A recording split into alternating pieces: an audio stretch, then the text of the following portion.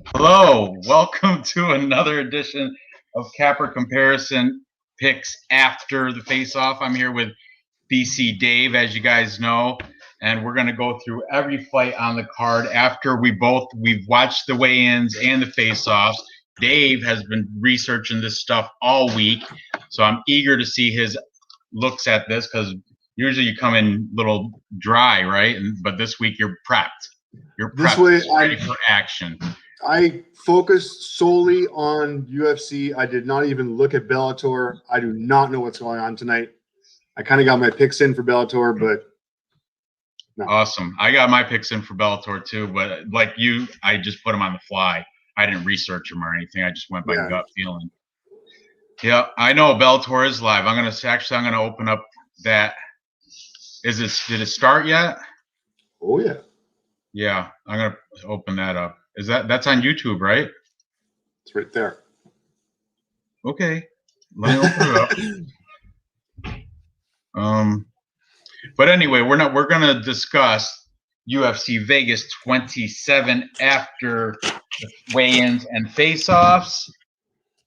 And only interested in Fabian tonight. And I'm also opening up the odds for this so we can put in some nice winning parlays. Okay, so okay, Bellator. Oh, right here, live now. Now I'm kind of scared that without even looking at it, I'm got 5 out of 6 right. What? That's okay. Already? 5 out of 6 right. What time did that start? I don't know. Start early. I guess so. They're on Grant, Neal, and Tyree Fortune already. I got Tyree Fortune in this fight. I remember picked him. Okay, let's get into this UFC discussion. So do I. KO round 2. What's that? So do I. KO round 2 for Fortune. Oh, I don't remember exactly method or anything that I picked, but I do remember picking Tyree Fortune. So, okay, first off, let's get into what's the curtain opener. I'm going to open up Tapology. I got Bellator, and they got LFA also tonight. And there it is, UFC Vegas 27, Rob Font, Cody Garbrandt. Curtain opener is Damir Imagoula, Rafael Alves. Alves coming up from 145 or 145 after that bad weigh-in, a couple weeks back, or was it a couple months back or something? Yeah. Anyway, he came in way out of I think he broke a record for being so far off the weight, like for real. I think he weighed in, today anyway, he weighed in at 154.5. When he came off, when he missed because he missed weight, that was against Pat Sabatini in February of last year, and that one was 145 pounds. So here we are. He comes in looking like a beast today during the weigh-ins, but this other guy he's fighting, Damir Imagoula, he looked great too. I mean, both of them look like they're, prime physical condition. And this is Rafael Alves is the biggest underdog on the card. I'm going to pull up his odds right now on Bovada and see where he is. On paper, he was before, when I did the Capper Comparison Pick Show, he was a plus 475, and everybody, it was a full Capper consensus taking Imagoula. Let me just pull this up. I've got him right now on my books as a minus 599. Ooh. Yeah, that's ugly. Yeah. That's real ugly. Okay. Dave, I want you to break down this fight for a second. I'm going to be right back. Just I got to talk to my wife for a second. All right? Hey, no worries. Okay, start. Damir Imaz Imagoula versus Rafael Alves. Damir Imagoula. Let's go over his record. He is 22-1. Has one loss back in 2015. So the guy hasn't lost in 6 years. He has gone through everybody around. His last 3 fights are wins against Thiago Moises, Jose Alvarez, and Alex Gorges, all of which are talented guys. I mean, you got Moises, who is a Brazilian jiu-jitsu expert. He's only got 3 losses on his record. You got Alvarez, who he beat. These are all decisions. They were all unanimous. His style is not the most exciting style. He's going to take you down to the ground. He's going to dominate you. He's got wonderful wrestling. The reason I mentioned the fact that he beat Moises is because he can take care of the BJJ and he can neutralize that BJJ weapon. So it's going to be a really hard. I mean, he's an elite wrestler. There's a reason the odds are the way that they are, and I just don't see Alves being able to come through with this one. I've got Damir on a bunch of parlays that I put in. Goodness, days ago. I just hope it's not a trap fight. This is not a trap fight. There are a bunch of trap fights out there. One of which I might have put money on, and then I might have to make up for it somehow today. But this is not one of the trap fights. I don't see this kid losing. There's no way that Alves is going to put his second is going to give this guy his second loss. He is an elite wrestler. He controls everything. Everything is calculated.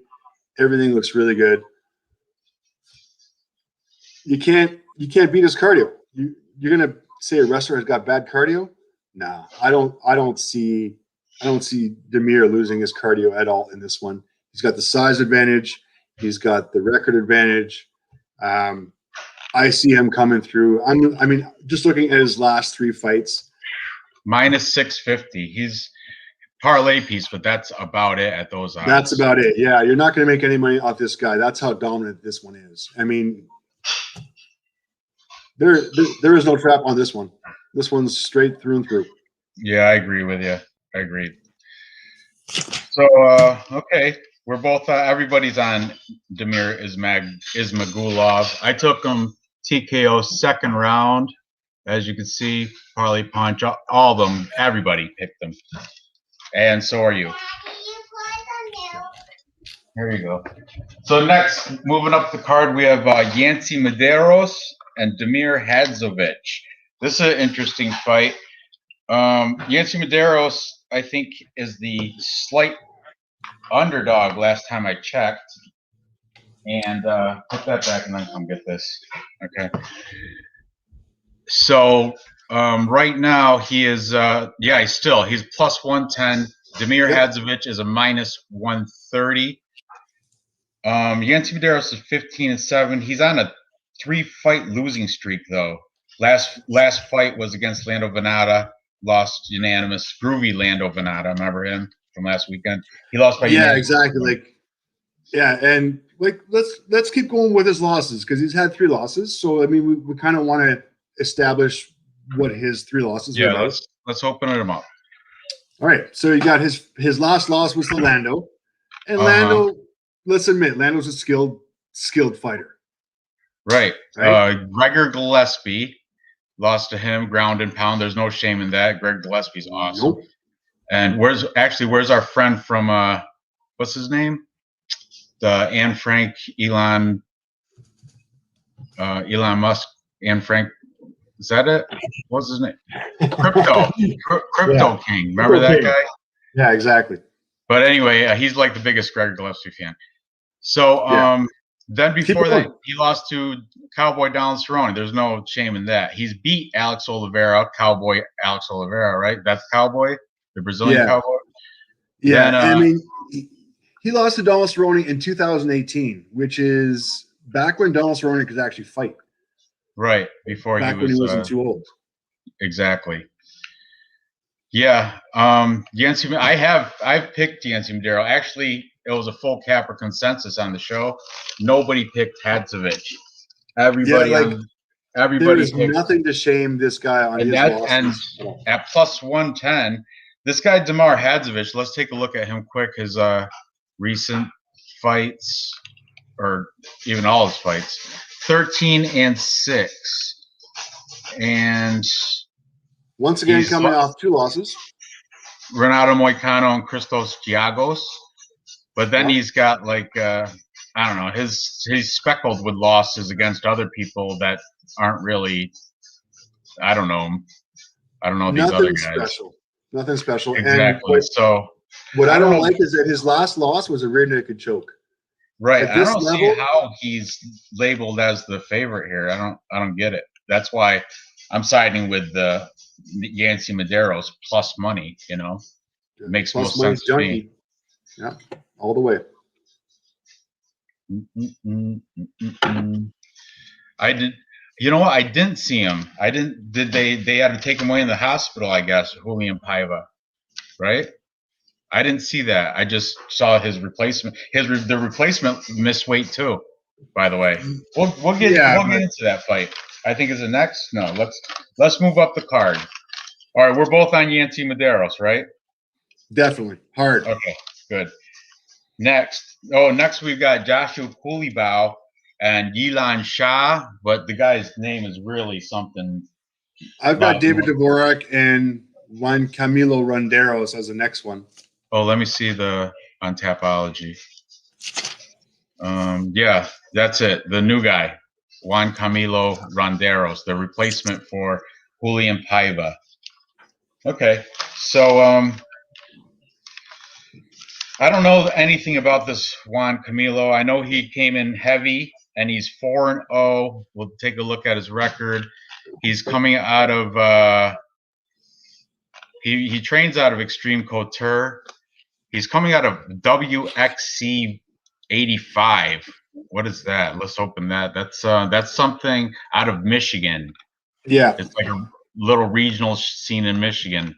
Man, this is an opportunity knocking for this kid. So the problems I got with this kid is that he's only got 4 fights as a pro. His record is a bunch of they're cans. all against. Well, this last guy, Eric Shelton, was 13-6. That's not bad, but it was in the WXC, you know, in 2019. Right. I don't know where. How did this kid just? He is fighting out of a good gym, though, Extreme Couture. But how did he get into this? Right place, right time. I guess so. Proper inoculations, proper COVID measures, proper. Speaking of inoculation, he's going to get inoculated out. He's going to get knocked out from David Dvorak. There's a big night of favorites going on tonight. Now, mind you, the one thing that this guy does have in his repertoire is that he's got some decent subs. Like he's a good sub guy, and David Dvorak is. I mean, let's be honest. Well, his last 2 went to decision. If not, 13 other ones were finished. He does not like to go to the scorecards. I watched that Espinoza fight. Espinoza fight was boring as hell. He's got jabs. He's got kicks. He's a slow, methodical fighter, but he likes to circle on the outside, and he likes to keep his distance. He likes to mix in his leg kicks. I had him all dialed in. He was tailor-made for Pavia. Now, as far as this guy goes, yeah, I don't think he's going to be able to outpace him. I don't think he's going to be able to get him down to the ground. I see David Dvorak just. Yeah, they're serving him to David Dvorak. Yeah, that's not. That's not even worth putting in. I mean, I guess it's a parlay piece, but it's just minus 500.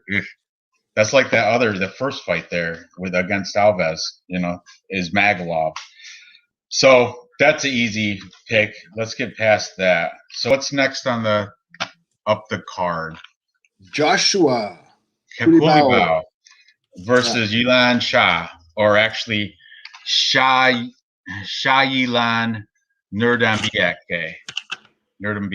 This guy came in thick, though. If you watched, you watch the weigh-ins, right? Yeah, I watched it. they're both about the same height, but this guy's a lot sturdier looking. He's a lot thicker, and he is coming down from 155, and he made weight. He made weight. He looked like he's ready to fight. I don't know. This guy's a big question mark for me. I was on Josh Coulibaly just because he's got the, he's more known. He's got the better recency, better schedule. But this guy, Shailan, he's kind of scared me in the weigh-ins. So what scares me about him is that he hasn't really fought anybody. He doesn't really have any pedigree. I mean, he's a wrestler. He's a grappler. I get that. He's definitely not going to be the biggest fighter. It's hard to judge without having a good background. His wins, his last one against Akan, 3-6. His win against another Can, 20-11. He lost against Zutong, who was at 15-3, who was a decent fighter. Before that, he beat some Canadian who was 10-13. Like he hasn't had any competition yet, and this is going to be his first test of competition. So as far as my money goes, I'm not going to put my money on somebody who's not proven, who doesn't have a record, and who's got wins over Cans and hasn't proven anything at all. Right. Plus that Shanghai Institute where he trains out of, that other event with Wei Li Jiang where she got knocked out by Thug Rose. All those Chinese fighters that came out of the institute lost that night. They just are. Saying. This is not the one. I heard fade those fighters. Yeah, fade everybody out of the WLF wars, the Wulin Fang wars. That's the Chinese regional scene. Well, one of like three. I don't know. I've heard, but plus this guy Shah, he got beat by Zhu Rong, who came to the USA and he lost. He lost in that same one with the Thug Rose there. So yeah, everything is saying fade the guy except for the weigh-ins. He looked great. I'm okay with that. By the way, I think Tyree Fortune got submitted. I think he did. But anyway, whatever.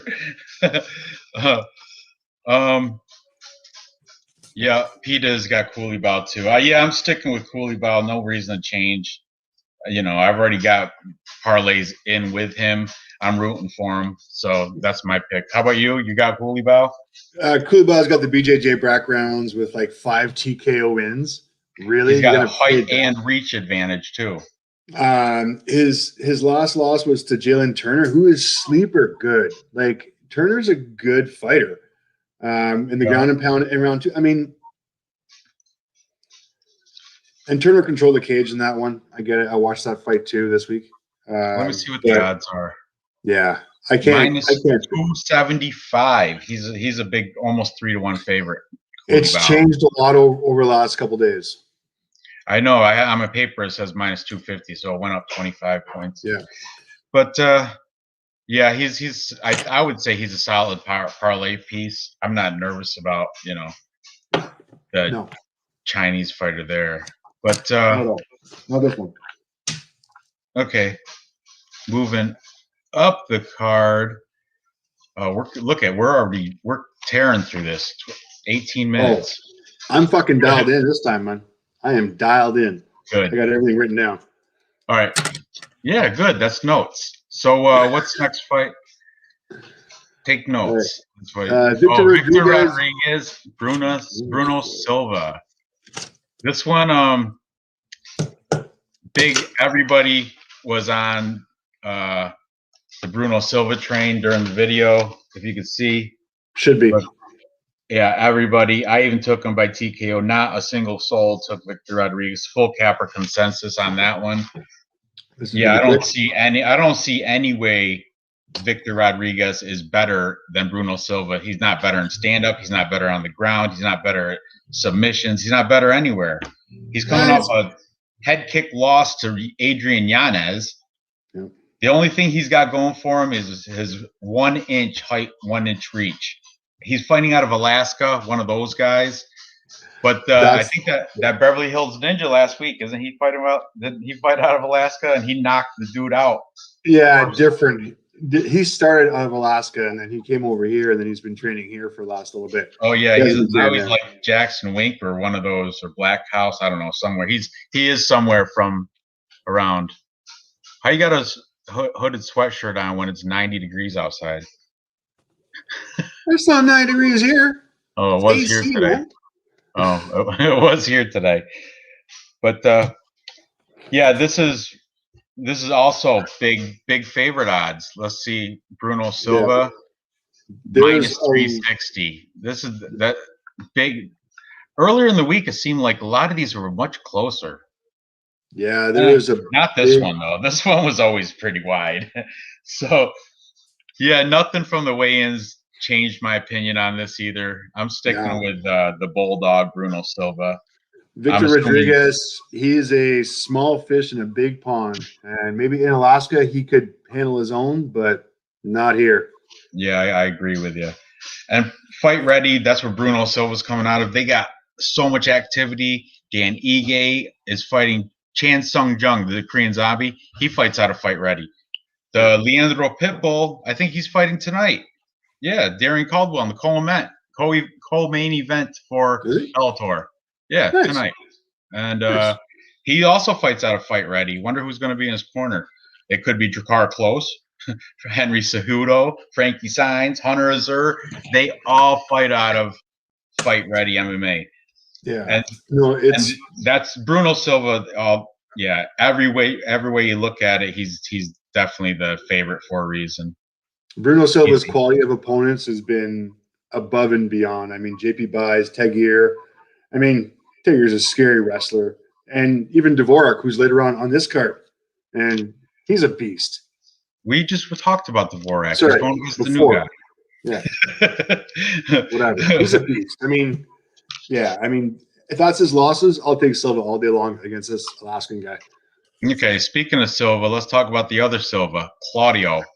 He's taking on Court McGee. Now, this is a tough fight. Is this one of the – this is not. But this was a fight I was on the fence with. I flip-flopped, actually. I went from Claudio Silva. Then I jumped over to Court McGee. Now I'm back on Claudio Silva. So, yeah, this good place to be. Who, Claudio Silva? Is that who you got? Yeah, it's a good place to be. He's coming off a loss to James Krause, Glory MMA, the best coach, possibly coach fighter.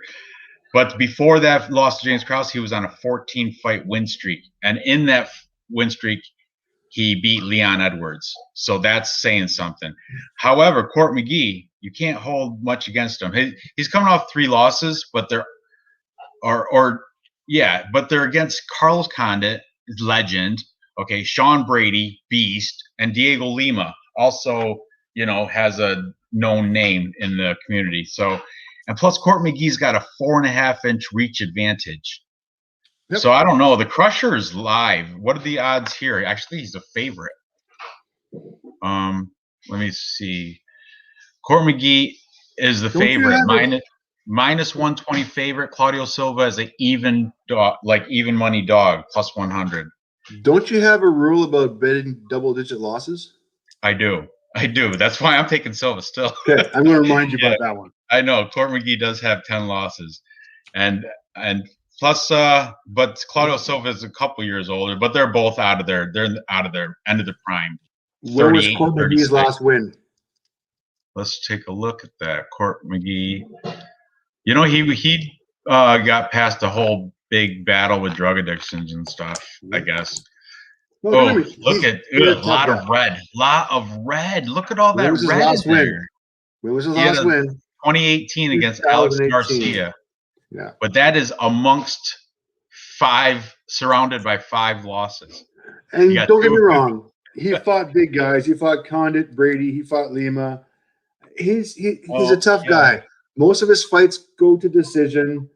I mean, he might tag Silva and knock him out, but that's pretty low probability. Now you're looking at Silva, who is this dude started in 2007, Court McGee. I didn't know that. Yeah. I mean, but as of late, Silva's a black belt legend. And And so I'm not going to fade the age of Silva at 38 years old. I mean, Court's 36, Silva's 38, but jiu-jitsu Oh, expert. look at Silva's record, all green except for his last James Krause. Before that, a big streak of green, all wins.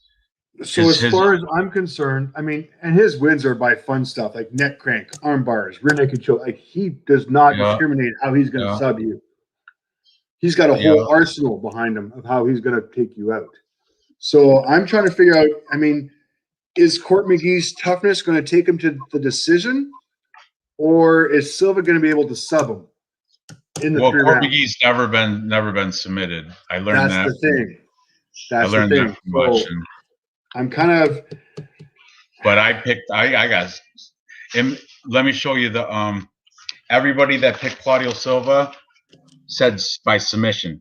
See that? eBay's, Ronnie's MMA breakdowns, and Cam Crackett all said submission. I jumped on that too. I think Claudio Silva is going to submit him. Second round, I said.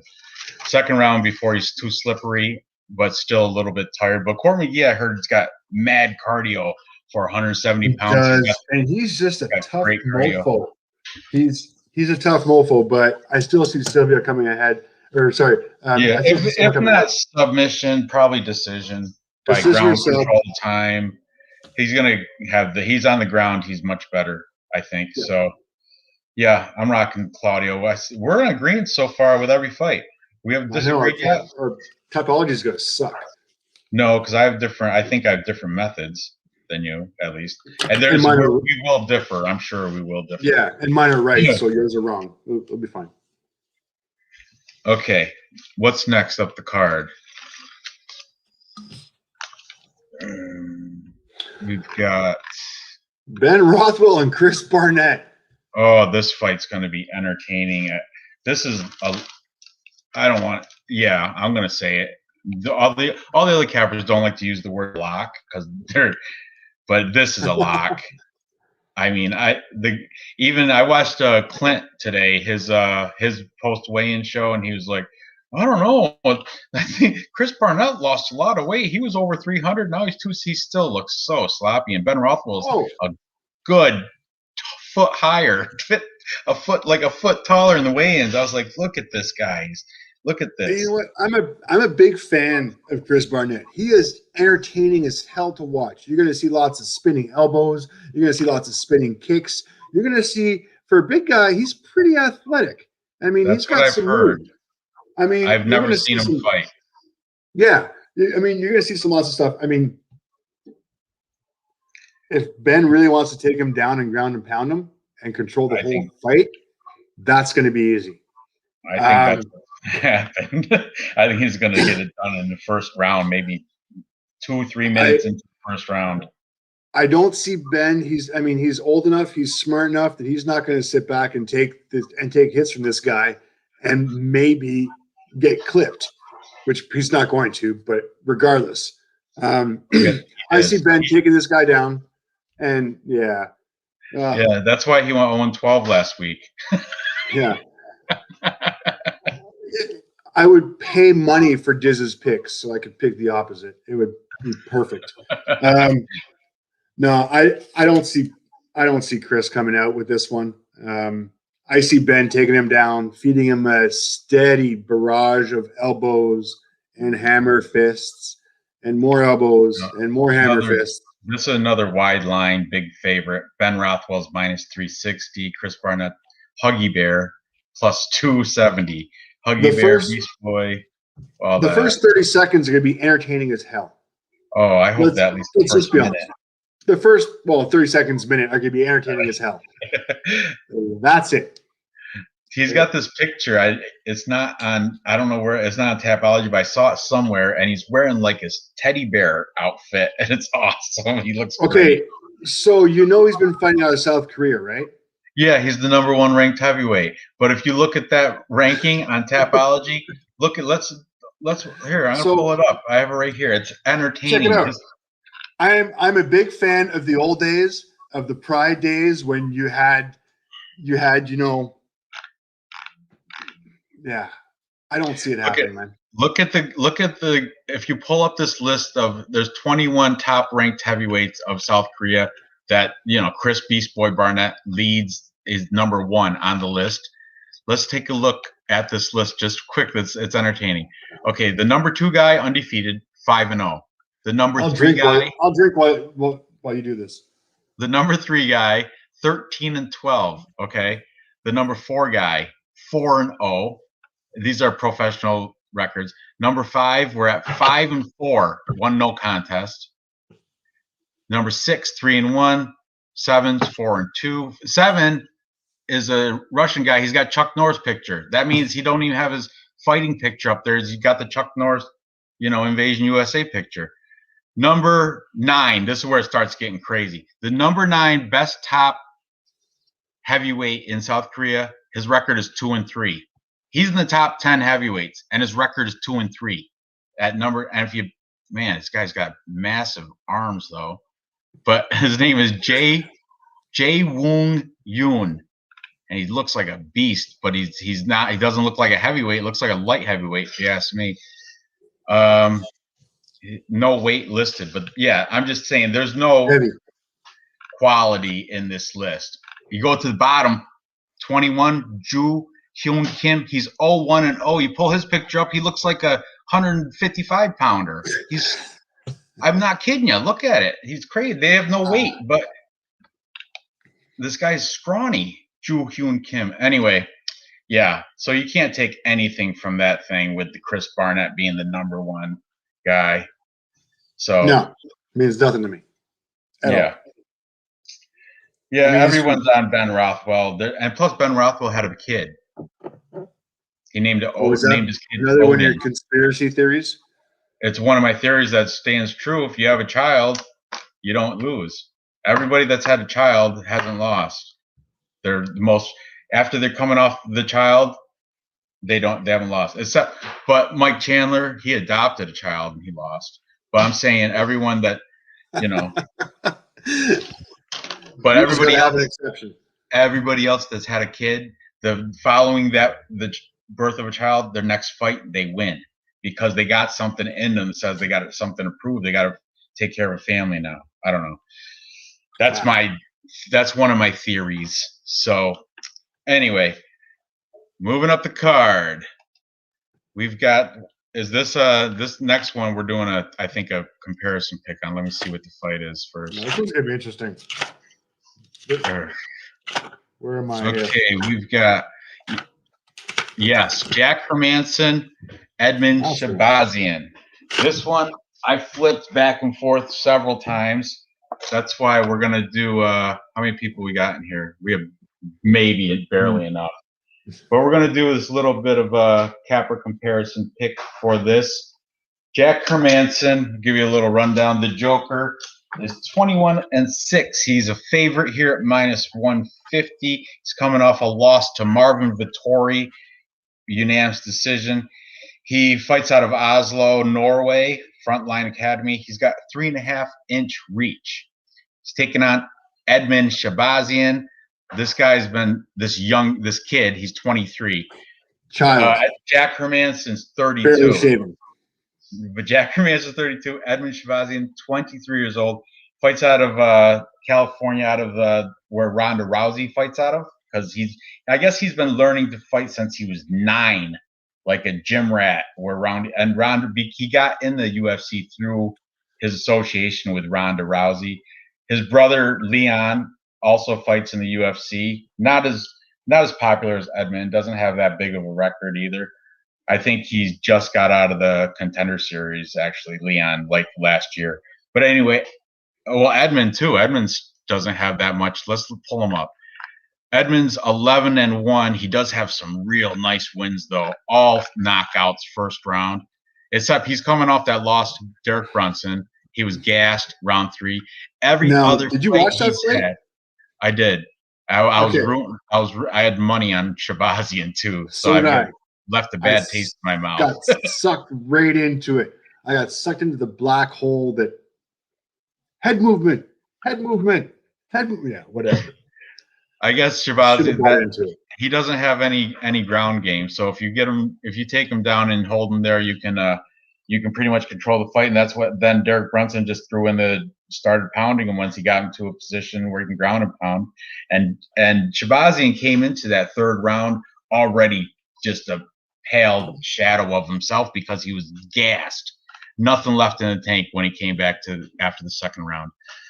No. Same with, he's only been to a decision once. Everything else he's won by first round knockout every single time, except for he has a split decision win against Darren Stewart.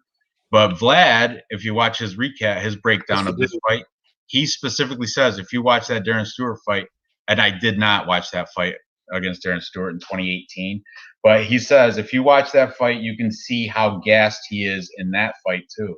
So I think anything past the first round, he's got a questionable gas tank.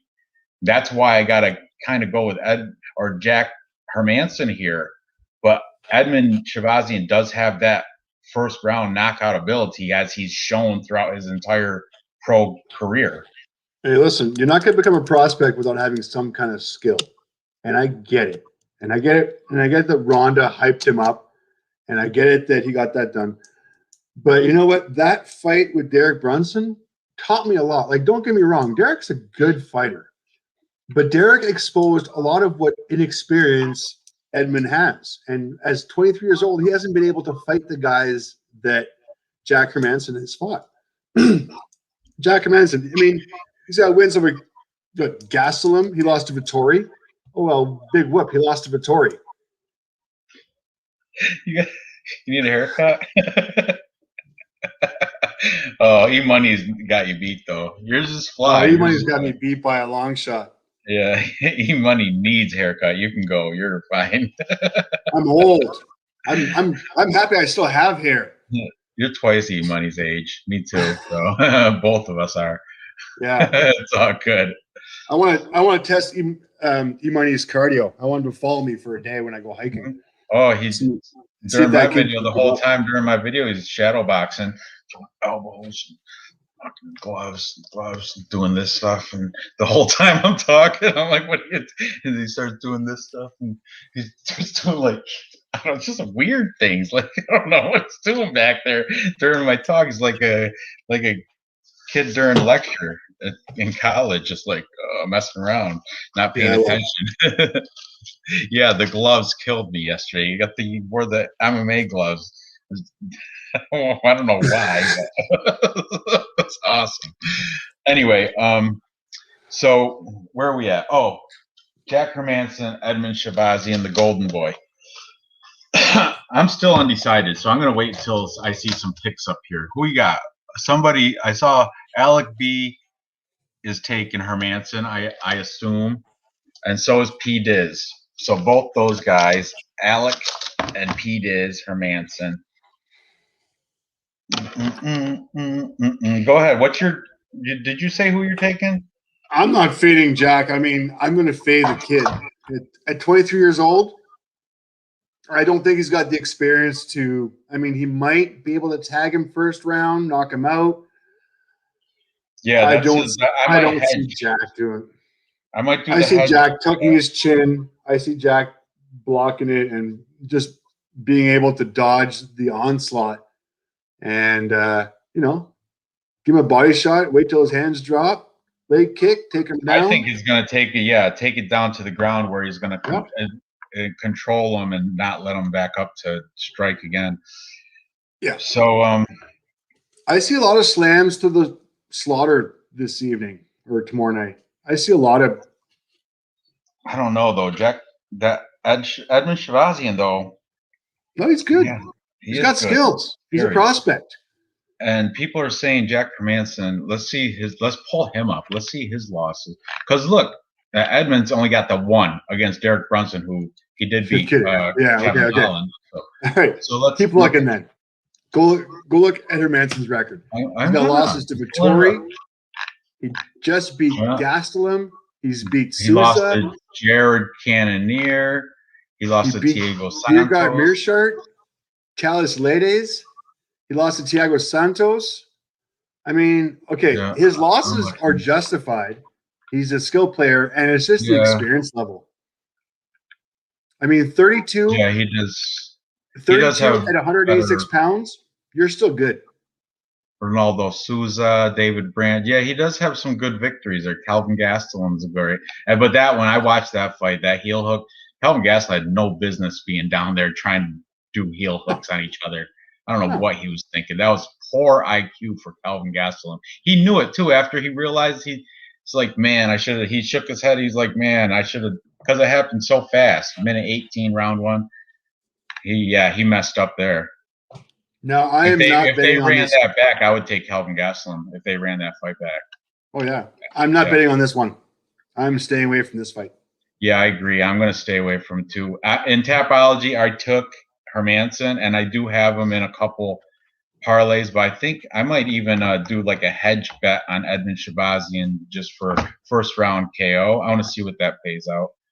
Edmund Shabazian is right now plus 130 just to win. Okay, so if you get him, Edmund Shabazian by KO, first KO, TKO stoppage round one, plus 400. That's a good little hedge bet, you know. Don't go crazy with it, but it's just a hedge. So, you know, $5 get you 20. So that means $10 get you 40. That's worth it. Hey, you get the math skills. Yeah. Next is what? What we got next? Or we got full consensus on that one, right? Yeah. Everybody took Manson. Dave doesn't have a channel. He does, but all he does is ski in it. he's the BC Dave channel. All he does is ski in his backyard. I dirt bike, I ski, I fish. That's you're on your channel? A little bit, yeah. No. I just started my channel last year, right? I wasn't. Yeah, all I've seen is skiing. I don't. It's not for everybody else. It's just for me and my family. So I hear you. So my family knows what I'm doing. Yeah, that's how this started, and I still don't know what I'm doing. Today, I still don't. I got shirts and everything. Still no idea. I'm just going. I'm just going with the flow. I think we're supposed to have shirts, so. Yeah. Oh, there you go. And you know what? Today, I purchased a Bulgarian cowboy shirt. Oh, nice. Yeah. I'll process that for you and get the money sent. No, I did MoneyGram. Oh, you did? Okay, cool. Yep. Good. I don't have to deal with it then. Yeah. Yeah. He told me, he's like, you can send it to Dave. And like, I'll just take care of it. So anyway, thank you. Oh, Crazy Ginger. That. Crazy Ginger is also, he's making it a legit one. Crazy Ginger. There we go. This is a full live capper. Consensus. Everybody, not a single soul took Edmund Shabazian. That's crazy. I thought at least somebody would say round one knockout for Shabazian. Clint from Die Hard MMA, he seems to think that's what's going to happen. So does Brady from DFS by the Numbers. Just so you know, I think he's the other one that said it. I could be wrong with that. Anyway, moving on. What's next? Bill Algeo? Bill Algeo and Ricardo Hamos. All right. We got that up here too, because this one I flip-flopped, and I'm back on the fence. I don't know which way I'm going to go with this. Really? Yeah, you said you're gonna clear my foggy vision on this one today. You said, but anyway, Algeo is a -120 favorite. Ricardo Hamos a +100 even money underdog. I'm gonna pull up make sure these odds didn't change from when I last looked at them. And let's see. I got +100 for Ramos, and I got -125 for Algeo. Yeah, +105 Ramos, so he's still a little slight underdog. Both these guys have pretty good. This is going to be a banger. That's why I keep flip-flopping back and forth. They're both evenly matched up, 14-5, 14-3. This is really coin flip. It could go either way. Bill Algio's coming off that win against Spike Carlisle, who's no longer in the NF or UFC. Right, Ricardo, okay, perfect. Okay, so he beat Spike Carlisle, which we don't really care about. Mm-hmm. Then he lost to Ricardo Hamos, right? Then he lost to Tim Dooling, or then he beat Tim Dooling. That, by the way, he beat Tim Dooling in 2017. So this was his second time fighting Tim Dooling in 2020. So I'm not surprised he beat him again.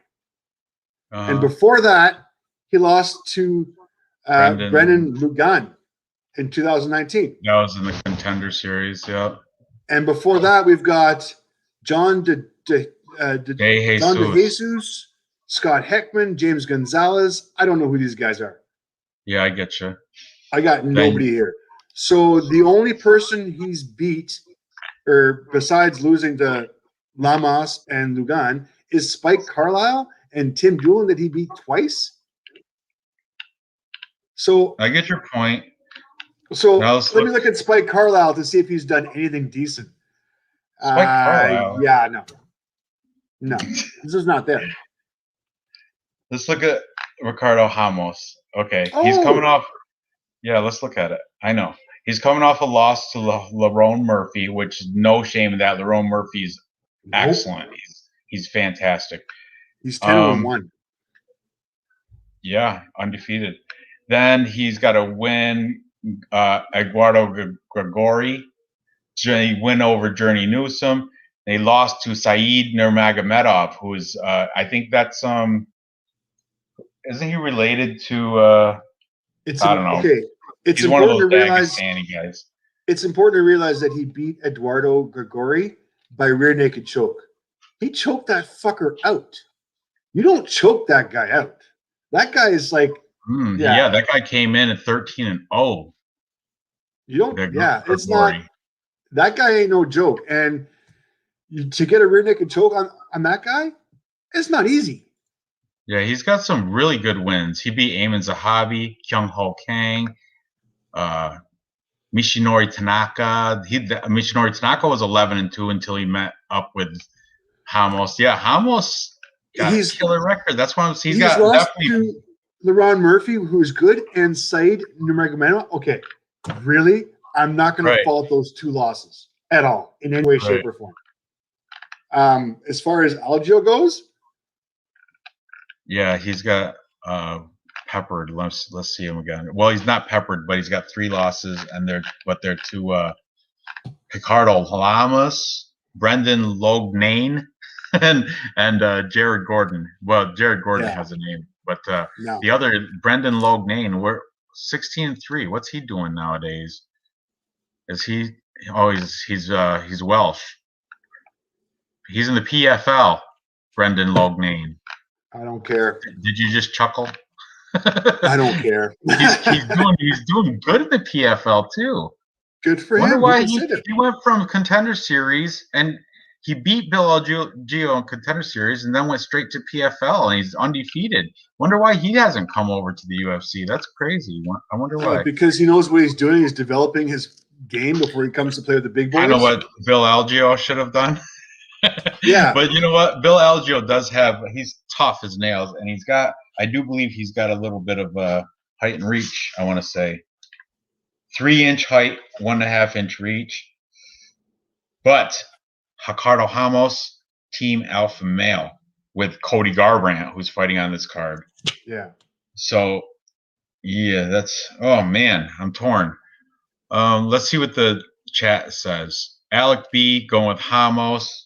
I'm going to start writing these down. Okay. So if you're in the chat room, tell me who you're taking, and I'll throw them down here. Alec B is on the side of Hamos. Hamos or no contest. P. Diz also taking Hamos. Did we lose Bellator? Oh, it's in 40 minutes. Okay, never mind. What's that? What is? Bellator stopped for half an hour. Oh, there's in between. Who's this guy I'm looking at on Bellator right now? Bald guy that looks like he just got beat.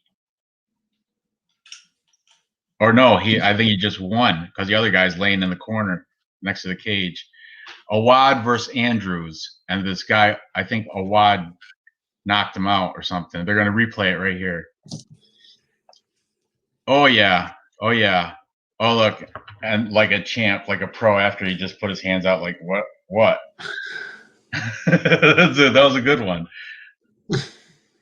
I got no bets on Bellator tonight. Who's going to win? Oh, you know what? It was with his head. He did it with his head, like a headbutt on the chin.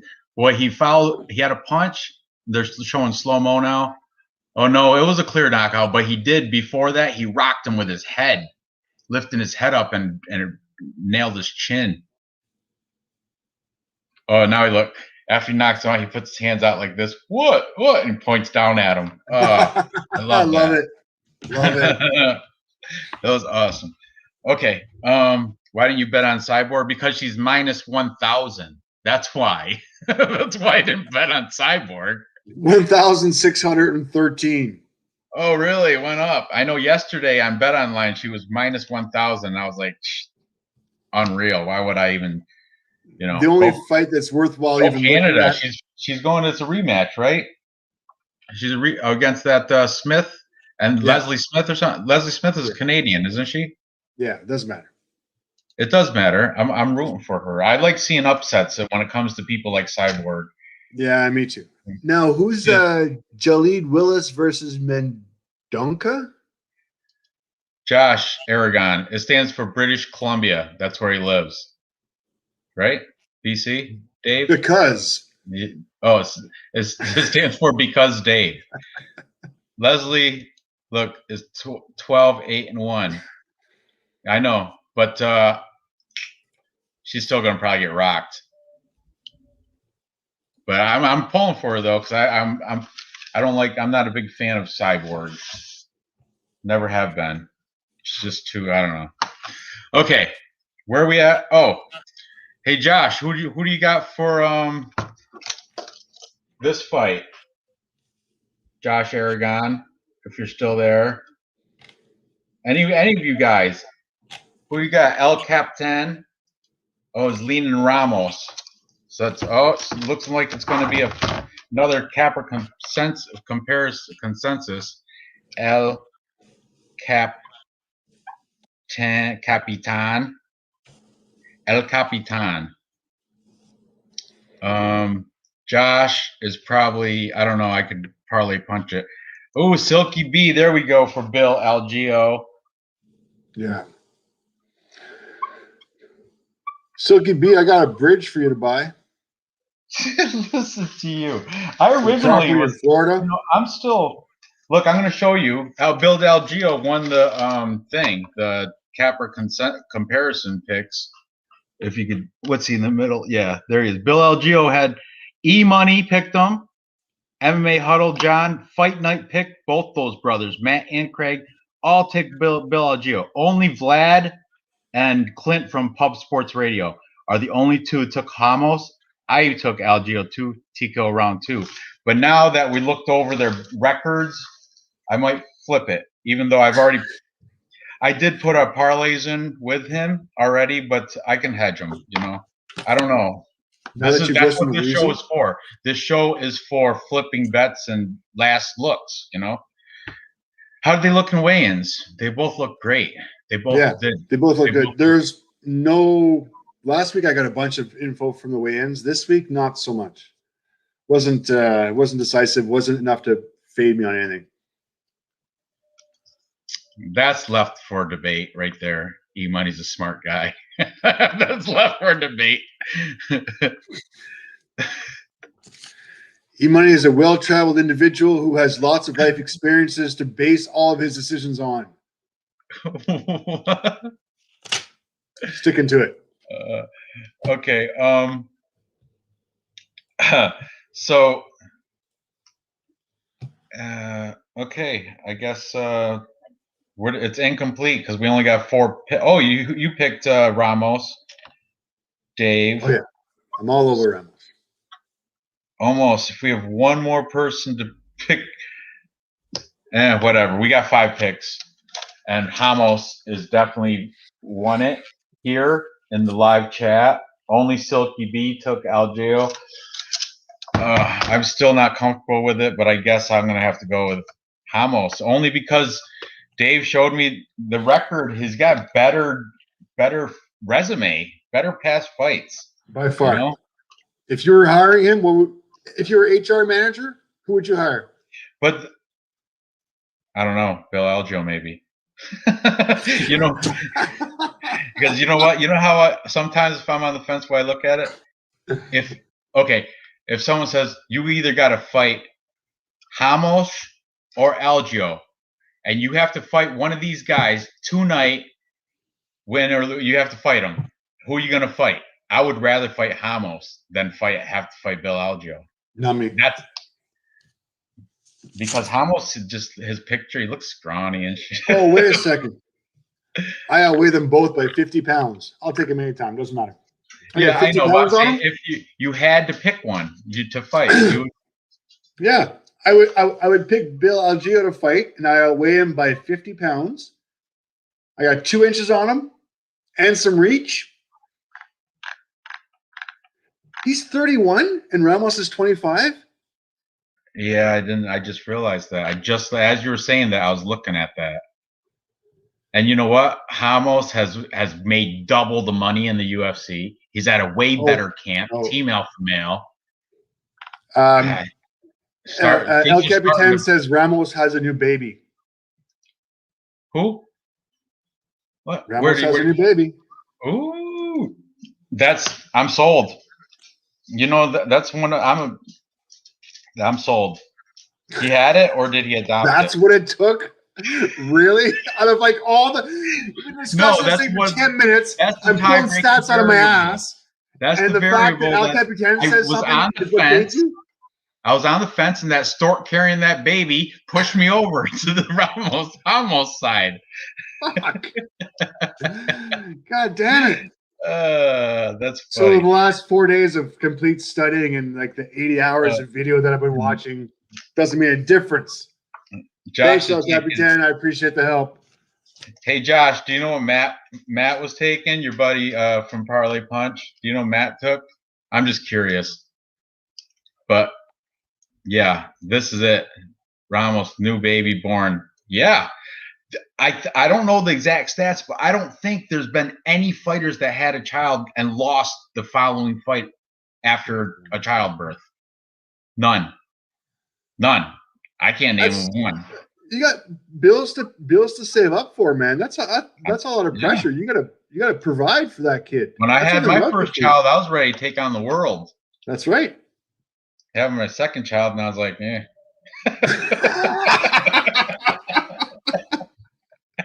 I love how you looked around and saw if anybody was like, did anybody hear that? Nobody heard that, right? Right? Dude, you're on video. It's going to be preserved forever. I know, but nobody watches this anyway, so it just doesn't matter. That's why I do this. They're like, oh, you got to be careful for what you say. If ever you're going to follow me, I'm asking you to take this shit off. What are they going to do? Unmonetize me? Yeah. How are you going to take something from me that you didn't give me? You know? So it's ridiculous. Anyway, right. What time? Oh, okay. I'll be right back. Bear with me. Okay, I'm going to introduce the next fight. We've got Felicia Spencer, the Canadian legend, ranked 3 in the featherweight worldwide, going against Norma Dumont. By far the best looking outfit in the weigh-ins. I'm sorry I said that out loud. 8:30. Yeah, by far the best looking outfit in the weigh-ins. Cool. The best looking in the. I mean, if she's going to win anything, I will give her the win as far as the weigh-ins. She looked the best. It tastes so good when it hits your lips. I gotta go to the fridge. Yeah, I know. I had to wait. I don't like to drink in front of my daughter. I was smart enough to pre-mix before we started. Oh, look at you! Oh, fuck yeah, man! Your little Crystal Palace vodka and your apple juice or iced tea. That's iced tea. I've noticed these streams usually last longer than I expect, so I kind of have everything at the ready rate. Yeah, where I need it to be. That's a good idea. I'm learning.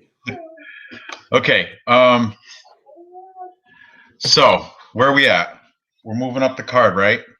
We just Sure. Everybody picked Ricardo Hamos except for Silky B. And what's this? Sir Teabag. That's one of E-Money's people. I like Sir Teabag. He's not bad. Polish. I like Alec B. I like all these guys. Oh, you guys talk about Joanna and Jacek? That must be Joanna and Jacek talking about. Who were you guys talking about when I went to get my beer? Horny. Oh, we were talking. The best looking weigh-in ever. Oh, look at P. Diz called one out.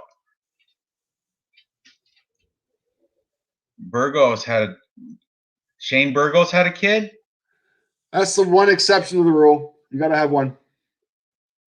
I'm okay with that. Yeah.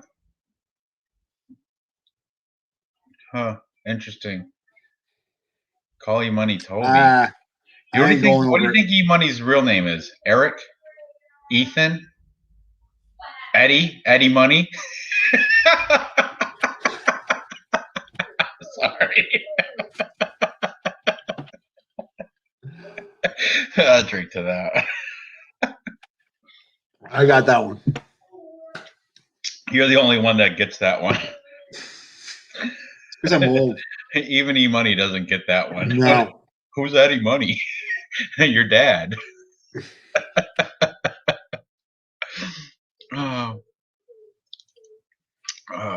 Okay.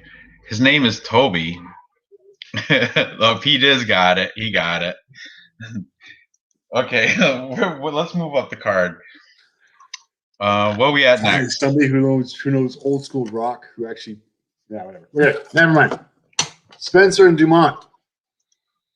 Felicia Spencer and Norma. And I'm gonna wait until you go and look up the weigh-in and have it in front of you before we do this. All right, I'll pull that up right now. The face-offs or the weigh-ins? Let's just do the face-offs. So much faster. No, do the weigh-ins. All right. From behind. Oh, okay.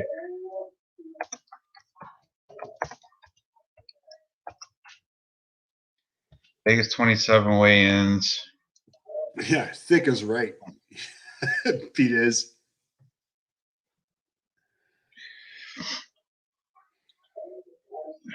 So, okay. Well, while you're looking over that, these girls are both 30 years old. Norma's 5'7", Spencer's 5'6". Not much of a height difference. Dumont's reach is 67. Spencer's reach is 68. Pretty similar. I'm going to start off by saying UFC sucks for making this fight, by the way. This might be a trap. I'm not sure. Looking over their records, I've got Norma Dumont, who lost to Megan Anderson in 2020.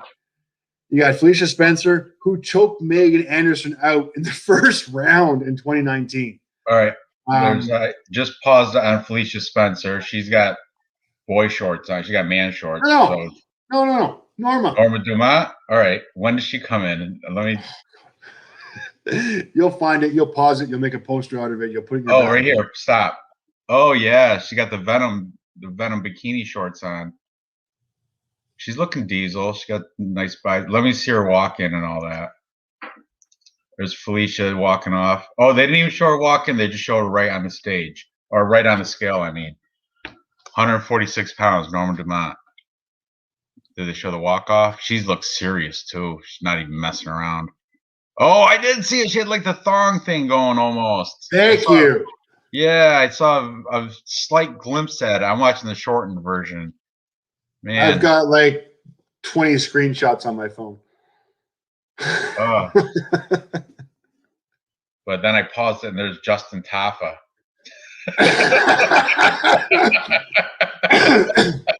To each their own. I don't judge. Whatever you want to do.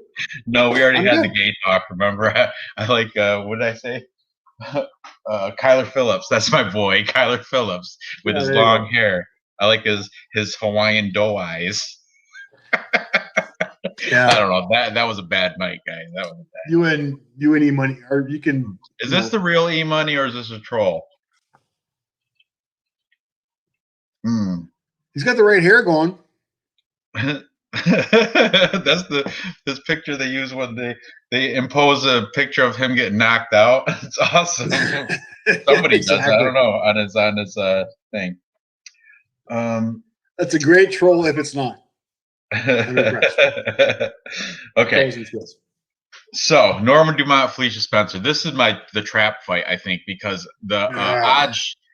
If you look at it, like you're saying, Norma Dumont has she got embarrassed by Megan Anderson, and then Felicia Spencer went and beat Megan Anderson, or what happened first? Let me see. She lost to Megan Anderson in 2020. Felicia Spencer beat Anderson in 2019. 324 in round 1. So, right. And let's be honest, Megan Anderson's nothing special. I mean, I know, but she's big, she's tall, and she's strong and powerful. You know what I mean? She does have that going for her, but she did get totally demolished by the GOAT. Oh, she got fucking Dumont got lit up by fucking Anderson. Knocked the fuck out. See, I look at Felicia Spencer. See that Amanda Lewin? That girl, I follow her on Instagram. She doesn't do MMA. She only does jiu-jitsu, and she is undefeated. She's a beast. Look at her. This is one of my big notes on this, is that you look at Felicia Spencer's record. All right. She's, besides the fact that she choked out Megan Anderson, which is not saying anything, besides the fact that Norma Dumont lost to her. But this girl has ground game. And what's nice to see is that she's not just in the UFC. She's working on her ground game and fighting girls like Amanda Lewin. And I mean, you can't fade that. I mean, she's still working on her ground game. She's still working on her grappling game. She's got the record. She's got the pedigree. She's lost to Nunes and Cyborg. Really? That's her 2 losses? Yeah, I know. The best of the best. The best of the best. And on top of which, if you look at Felicia Spencer, she's also whipped her way through all the Invicta. She's already back in 2018, she scorched. She scored from 2015 to 2018, bang, 1, 2, 3, 4, 5, 6 dominant victories in Invicta, rear naked chokes, three of them, 1 ground and pound, 2 unanimous decisions. Nobody could even hold a match to her in Invicta. Nobody can keep up with her. Then she came into the UFC, and she's got those 2 losses against the GOATs, the best. So I mean, I appreciate Norma and what she's going to bring to the ring. I just see Spencer being above and beyond the class. And look at the rankings we got. Really? 3 and 20 and 26. You're going to put 26 against the top. And plus, bantamweight means she's coming up a weight class. Norma, that means she's coming up from 135, right? I mean, unless this is a blatant trap that I'm completely missing, I'm going to step right into this one. That's the thing. You know what makes me think it might be a trap? Because Felicia Spencer is only a 175 favorite. So that's why I think Vegas and bookies are setting it up.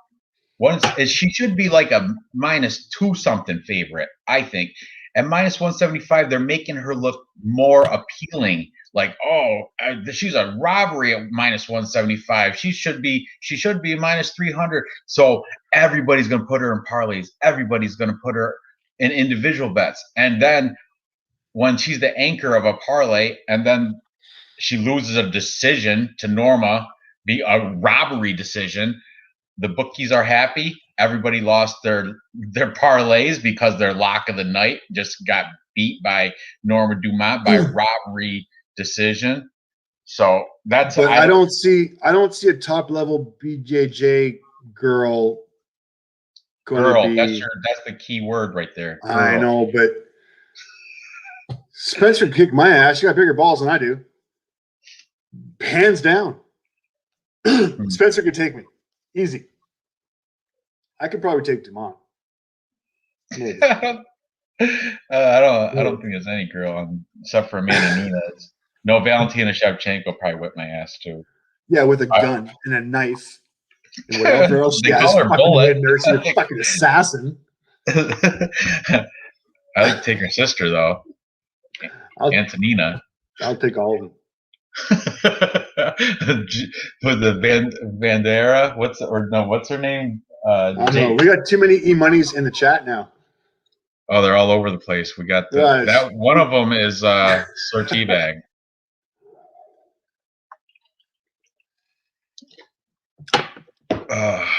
Yeah, Ginger's got Spencer. Everybody's got Spencer, but I'm telling you, I think it might be a trap. That's why I'm gonna hedge it.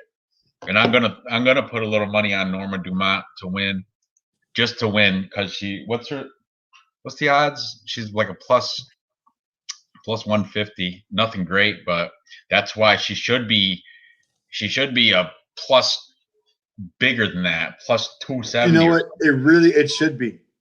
I mean, I've got minus 163 and plus 130. Yeah, that scares me. That's why somebody knows something that we don't.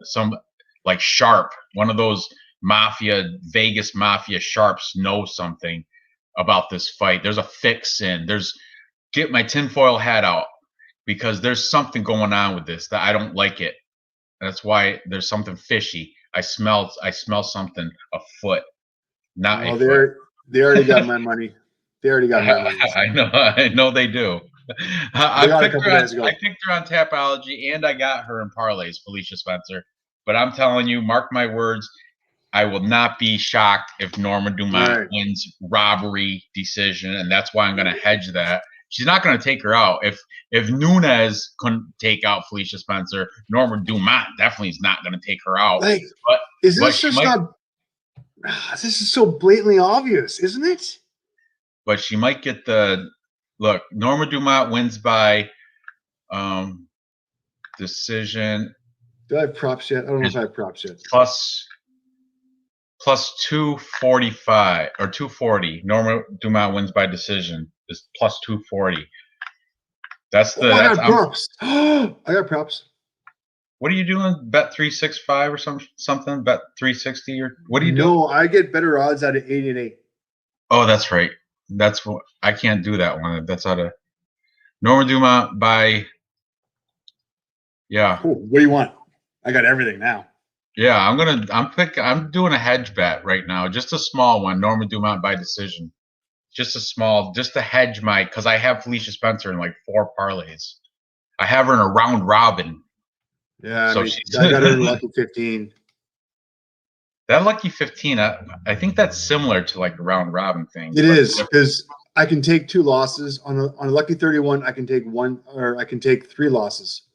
But on a lucky 15, I can take 2 losses and still make my money back and not lose. So Dumont by submission? No. She's not going to submit. She's not going to finish Felicia Spencer. If she wins, it's going to be by decision. That's the hedge. Oh, Dumont by decision or plus 240. I got on Bovada. I got plus 250. Oh, good for you. I'm not taking it. And look. There's Noma Cakes pack a punch. Yeah, I'll take her just for the MMA cheeks. I'll take her for the cheeks.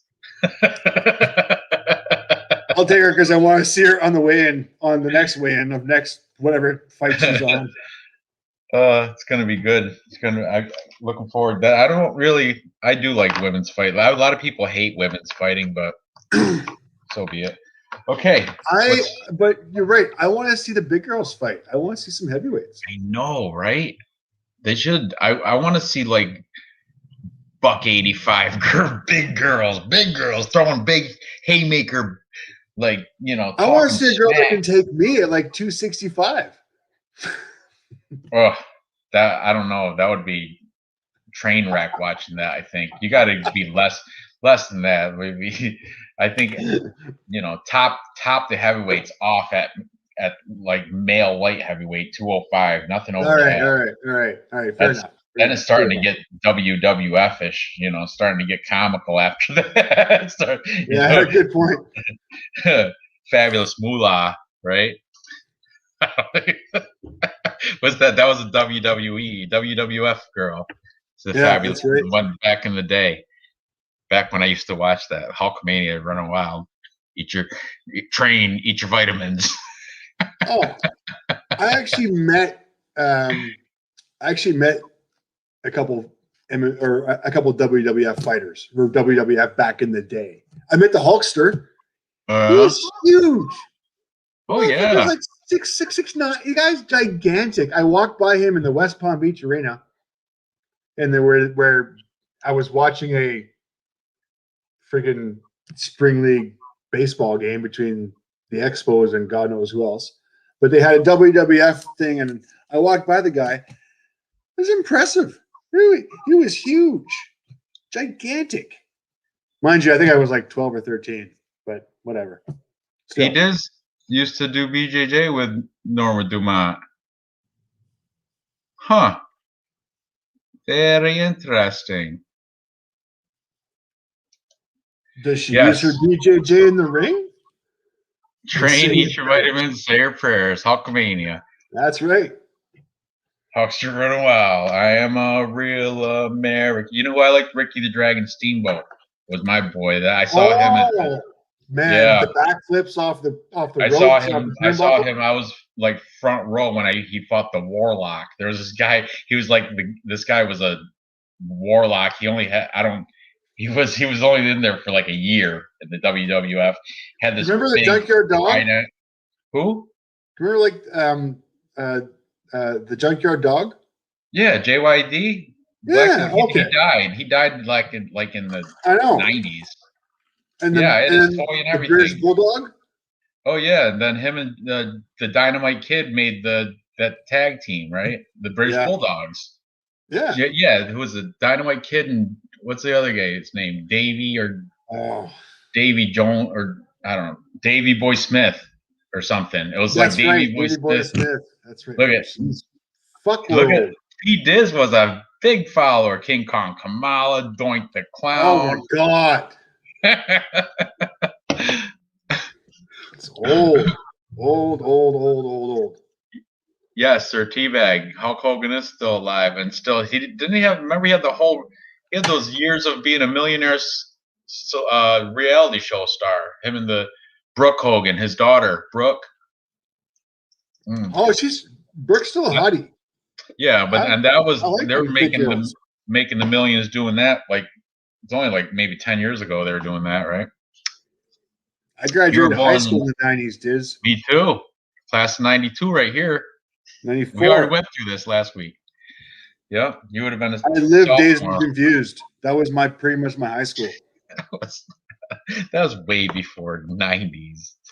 No, but that was pretty much my same high school. It's the same thing. I know, British Columbia. That's where when I was in the 90s. That's where all the good weed came from.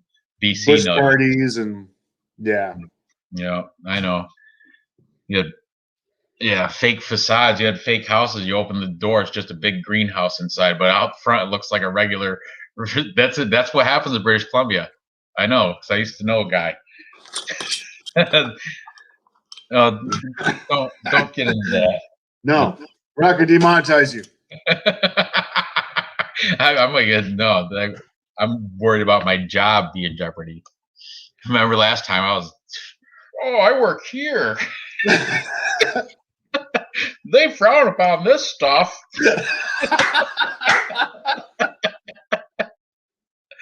No. All right. Snap into it. Randy Savage. He is awesome. Okay. Diego left Josh Fabia, huh? Is that a true story? I was thinking about that. I heard that. Oh, they had a little breakup. Okay. I want to take this moment live on the internet with our huge following of less than like one or two people, a couple people. I want to turn the female Karen into the male Josh Fabia. Because Karen is not acceptable anymore. That has been canceled. You can't call Karen a Karen anymore. There was a Chad. Chad is the equivalent to Karen. No, man. We got to go with Josh. We got to go with Josh. Joshua. The outside the MMA world, nobody knows Josh Fabia. It has to fly. Is he not the best Karen we have? He is, but yeah, I don't. He's just the average. You know, I don't want to get into politics.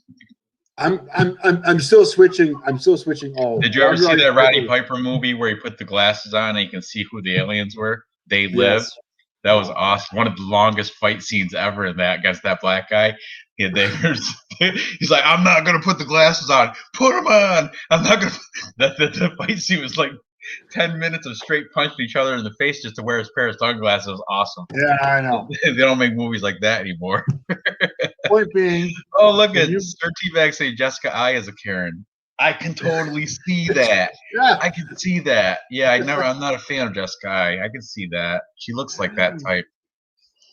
Awesome. Anyways, congratulations to Diego. Moving onward, yeah. Joshua, you are the new Karen. Is he gonna fight again? You think ever, Diego? You think that maybe in Bellator? Bellator might give him something. Oh shit! He will fight fucking one of the Jake Paul or one of the Paul brothers for sure. Trilogy or whatever the fuck it is, will give him a fight, guaranteed. So Bellator's all over. No, I don't see Diego going to Bellator, but no, I'm saying right now, Bellator 258. It's over, or they just showed the early fights on YouTube and the rest are on Showtime, or what's the deal? Main card starts in 8 minutes. Yeah, that's on Showtime. Told you they're not showing it all. They turn into wax streams. It's on YouTube. No, I have it on YouTube. It's not on, or is it a break or something? The stream ended. The YouTube stream for Bellator ended. You can tag on to AJ DeVito's MMA Experts. He's watching it. You can. I think Vlad is watching it too. Maybe. I'm on YouTube, right there. What? Check it. Main card. The main card is going to be aired on YouTube for real. In 7 minutes. I know what I'm going to tell you. Huh? All right, I'm gonna get at it. What is it? 258. All right. The stream I was watching though stopped. Oh, that's a bad thing. See, I can really. It is not. There's no live stream for it. You have to do the wax streams. I don't know how you're watching it. I can't find it. I just typed welcome to Canada. We don't have Showtime, so you get on YouTube for free. Huh. Oh, yeah. Prelims. Okay, right here. Full fight. No, that's companion. Showtime Sports live now. All right, here we go. I'm sorry. I apologize. I do have it. Okay, we're back. We're good. All right, let's back to this card. You sure you want some of this? Sure. Huh? I got some of this. All right, just making sure. Look at Pete is paid for it. You're gonna pay for Bellator. What do they have free ads? Yeah. I know. Anyway, back to the fight card. We're at Justin Tafa versus Jared Bandera. The mountain. Another moment to say, fuck you, UFC. So many other awesome heavyweight fights you can put out there, and you I pick know, and Tafa? this I can't believe this made the main card. This should be way No, down the prelims. But yeah, this is sloppy. Tafa is the minus 190 slight favorite. He's coming off that loss to Carlos Felipe, split decision. He's not impressive at all. He got knocked out by Jorgen De Castro. Didn't Jorgen De Castro just get knocked out by some nobody, like a guy that was gone for 5 years and came back and knocked him out in the first round? Yeah, this is so I mean, and Jared Bandera, the mountain, he's got 6-inch reach, 4-inch height advantage. He fights out of a Team Quest and Dan Henderson's, which Tafa, the bad man, fights out of Mystery, Australia. Like there's nothing, no gym. no, you're not gonna. Does he look like he trains that much? He just looks like an Aborigine, like a tough. The guy hasn't done a sit up in the last 12 years. All right, we're not talking. He's not working on his cardio at all. Well, how do you sleep when your beds are burning? Where the hell did that come from? Because he's from Australia. Same with those guys. Midnight Oil? Yeah, Midnight Oil's Australian band. Yeah, I'm old enough to know that band too. And all their songs are about the Aborigines, who he looks like an Aborigine, Justin Tafa. He's got the tattoos and everything, you know. So I think this one, you can take pretty much all the records and throw them out the window. I'm taking, you know what? I was on my sheet. Where is it? On my sheet, I took Tafa, but I'm flipping. And plus the weigh-ins, Bandera is happy. He's in a good mood. When you see happy, good happy fighters, he was flexing this big smile on his face, making faces. I like his energy. I like him. I'm taking the mountain, the bigger guy here, and Jared Bandera. And honestly, if you look at his records, he's got a better record as far as opponents goes. He's got a better pedigree on it. I think what the UFC is hoping is that Tafa actually, he hits like a ton of bricks. Any of these guys, if you get hit by these guys, you're going down. I just see Bandera these guys are just. You know what? I learned a rule that I was told when there's middling, unranked heavyweights fighting each other, take the dog, because these guys, a haymaker from either side can end it. So dog or pass when it comes to sloppy middling heavyweights, and these guys are both middling. Even Bandera, he's got 11-5, but he beat Harry Hunsucker. I just like saying that name, Hunsucker. So my question is Bandera able to possibly take this guy down and ground and pound him out? I don't know. I'm still picking Bandera. No. I'm still picking Bandera. I'm going to take Bandera too after seeing the weigh-ins and looking, and plus he's plus money. So yeah, I'm taking him too. Your big question is whether he's going to do within distance or not. Let's look at Tafa again. How's he lost? Tafa's 4-2, so there's not much to go off of. But no. But has he been knocked out? I don't think he has in his short career. Yes, he was. Jorgen De Castro knocked him out, and Jorgen De Castro sucks. I think he's not even that good. No, he's not. So can these guys last 15 minutes? No, it's going to go under. No. It's going to go under, and Bandera is going to knock him out. I'm flipping my pick. Originally, a lot of people. Look, Tafa. I had Tafa TKO second round with a bunch of people. Bleed. Justin Jr. is that cowboy, not Bulgarian cowboy. That's the other cowboy there. Yeah. Lock of the night. Perfect parlay. Anyway, only person, there's Brady from DFS and Alex from Perfect Parlay Pursuit. Only 2 people out of those 8, I think, on that show taking Bandera. But now, as we discussed it, I'm taking Bandera. The total set at 1.5 rounds. Okay, so now the next question is Bandera going to sub him? No. Bandera's going to knock him out. I think he's going to like TKO ground and pound like those heavyweights do. He's going to rock him, and then when he gets to the ground, he's going to throw hammer fist like, whatever. Bandera win by KO, TKO, plus 400. He's going to throw some E-money elbows. Bandera by TKO is plus 400. Really? That might be worth a bet. So if I drop $100, you're going to pay me $400 on that? Yeah, they will. Or that's how it works. That's math. Here's our fucking live bet right now. $100. That's going down on Bandera. Tafa. You got to really fade Tafa though. I don't know. That's a risk, but hey, it's a nice reward. Nice reward though. 400. Let me see. I got him. Oh, look at. If he wins by decision, it's plus 550. But yeah, no, look. Jared Bandera wins by KO, TKO, or DQ, plus 450.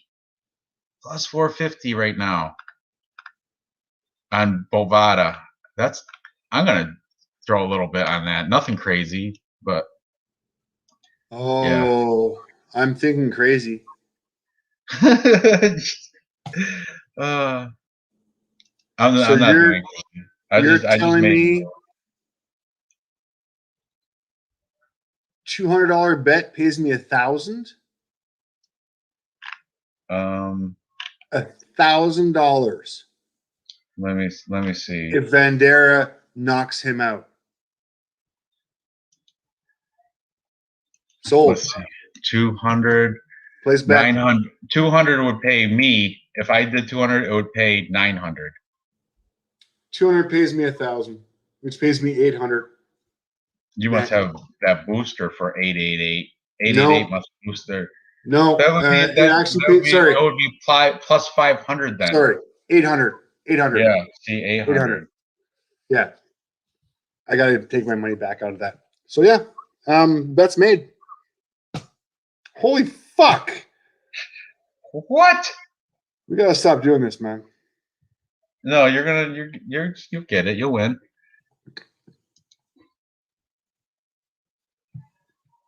I like the bet though. For those odds, if I make $800 off that. Oh, I forgot LFA. I'll buy a T-shirt. Awesome. I'll buy a T-shirt. If I make $800 off that, I'll buy a T-shirt. They're for sale on Teesprings. The links on my what? You owe me a shirt. Send me a fucking shirt. I'll send you one from here. I'll send you a shirt. I will. You got. I'll send you a tap out shirt. I don't want that. I don't want that Walmart shit.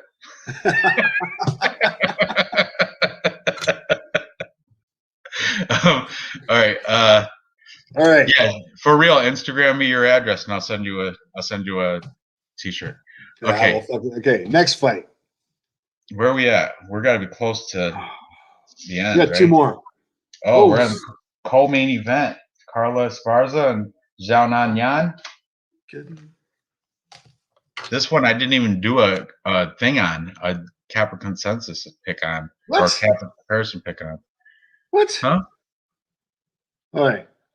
What? I got you on this. Well, I did. I started one. I started the research, but I looked even. I stopped recording. It was even. But anyway. So if ever you wanted to see a trap, this could be it. All right. I didn't buy into the Spencer trap. I didn't buy into the original Ismagulov trap. I don't think that's a trap. I don't think Spencer's a trap. You think Carla Esparza? What's the odds? This is not a trap because the odds are too close. So Zhao Nanyan is slight favorite.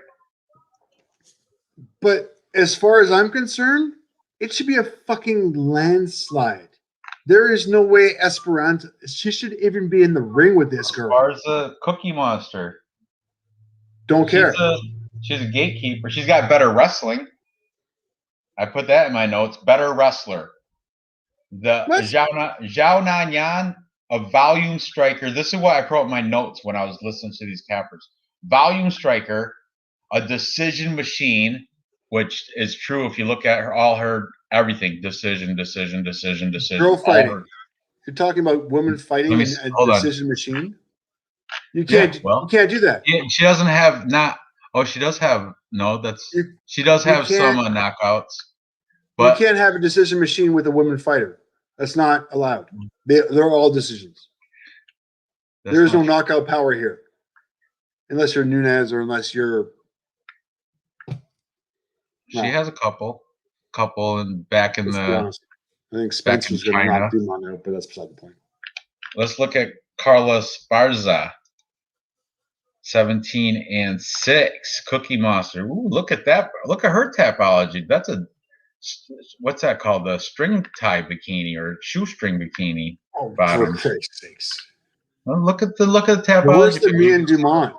You can see the her whole hip line there. Oh, yeah, it looks good. She looks good. Huh? I get turned out on different things than you, so what? Okay. Marina Rodriguez, split decision. Michelle Waterson, split decision. Alexa, she does got some. Verna Jandiroba, that's the girl with the wonky eye that I like to tease, make fun of. Okay. All right, let's be honest here. She got a win over Rodriguez. Oh, she's got a win over Cynthia Calvillo. All right, nice. Okay, she got a win over Michelle Waterson. Rose Namajunas. She beat her back in 2014. Whoa. Back it up. She's got a win over Rodriguez. All right, fine. That's a nice one. It's a decision. She got it split. She barely got that one. All right. It was, you could have called it either way.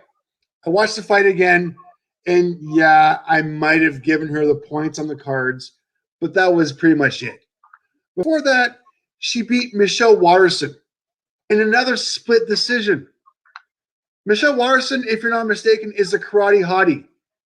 The karate hottie sucks. She always sucks. She always has sucks. She has never had a good fucking fight.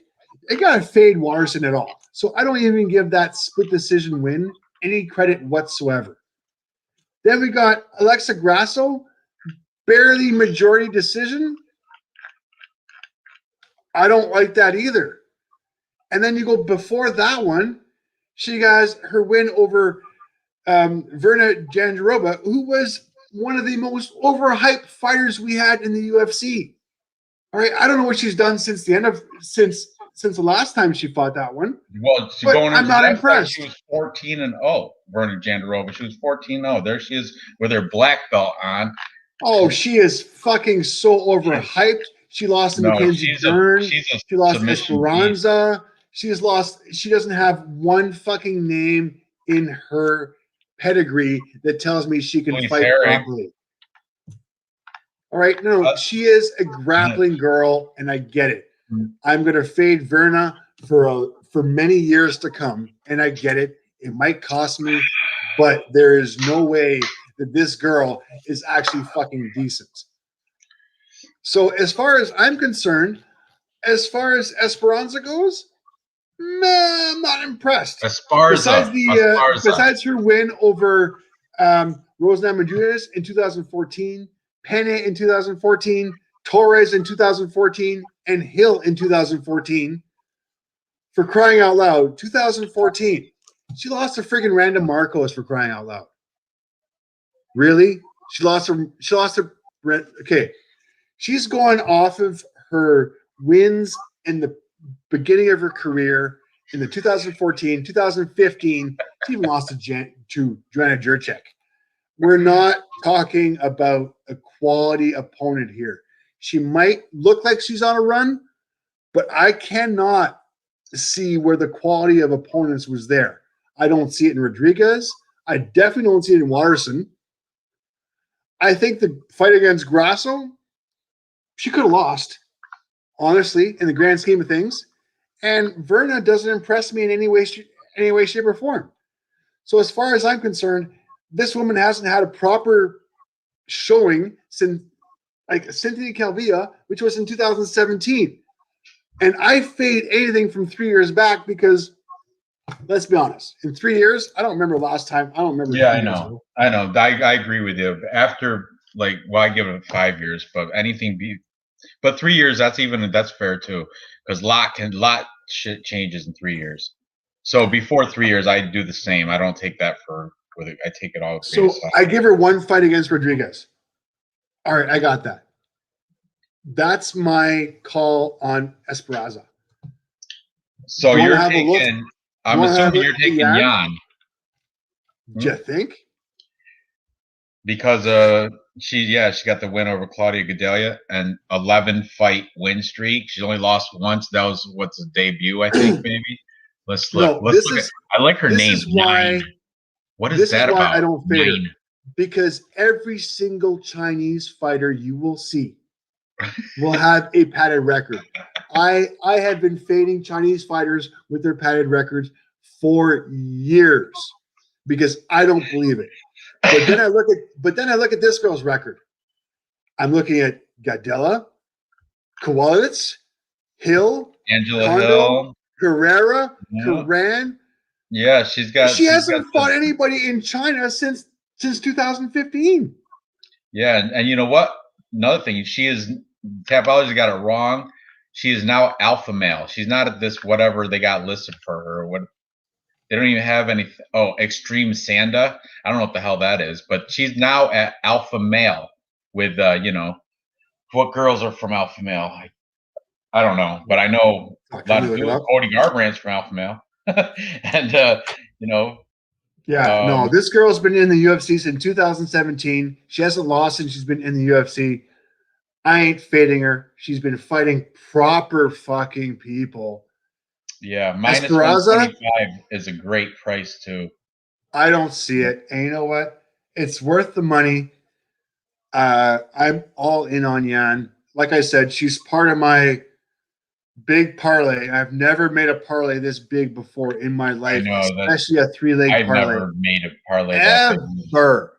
I hate parlays, but well, good for you.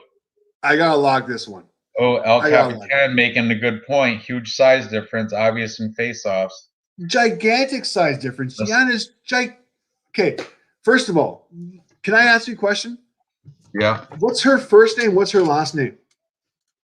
Jianan Yang or Yan Jianan? Yan. Peter's sister. I'm just kidding. Jianan Yan. No relation to Piotr Yan. But that would be awesome if it was, right? And nobody even knew. They're like, I've seen it advertised different ways. I don't know what her first name is. Actually Piotr Yan is half Chinese. Did you know that? His dad's Russian and his mom's Chinese. I don't judge. I'm just saying. So you never know. Maybe they are somehow related. You almost look half Korean.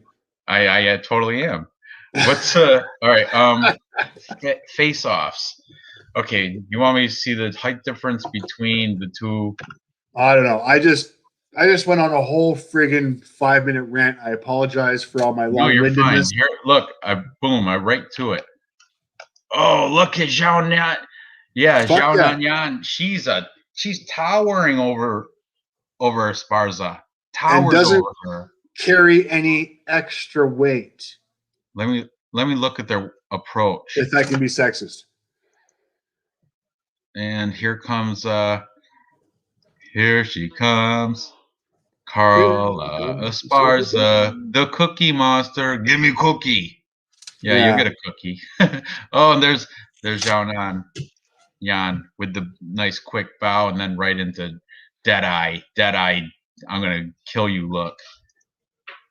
Oh, and she's serious too. They don't play around over in China. This is not a game. If they lose, they get what's her name? Wei Li Jing had to shave her head after she lost. You go back to the rice patties, motherfucker. Stop being racist, Dave. You're not allowed. Oh, now I have opinion. Oh, Round Eye can't say anything. Fuck you, Round Eye. Can I get a bigger macadoon? Round Eye have too much buffet. Round Eye, you fat. Round Eye too fat. Stop eating, Okay. Round Eye. Fat man. Anyway. So racist and so unacceptable.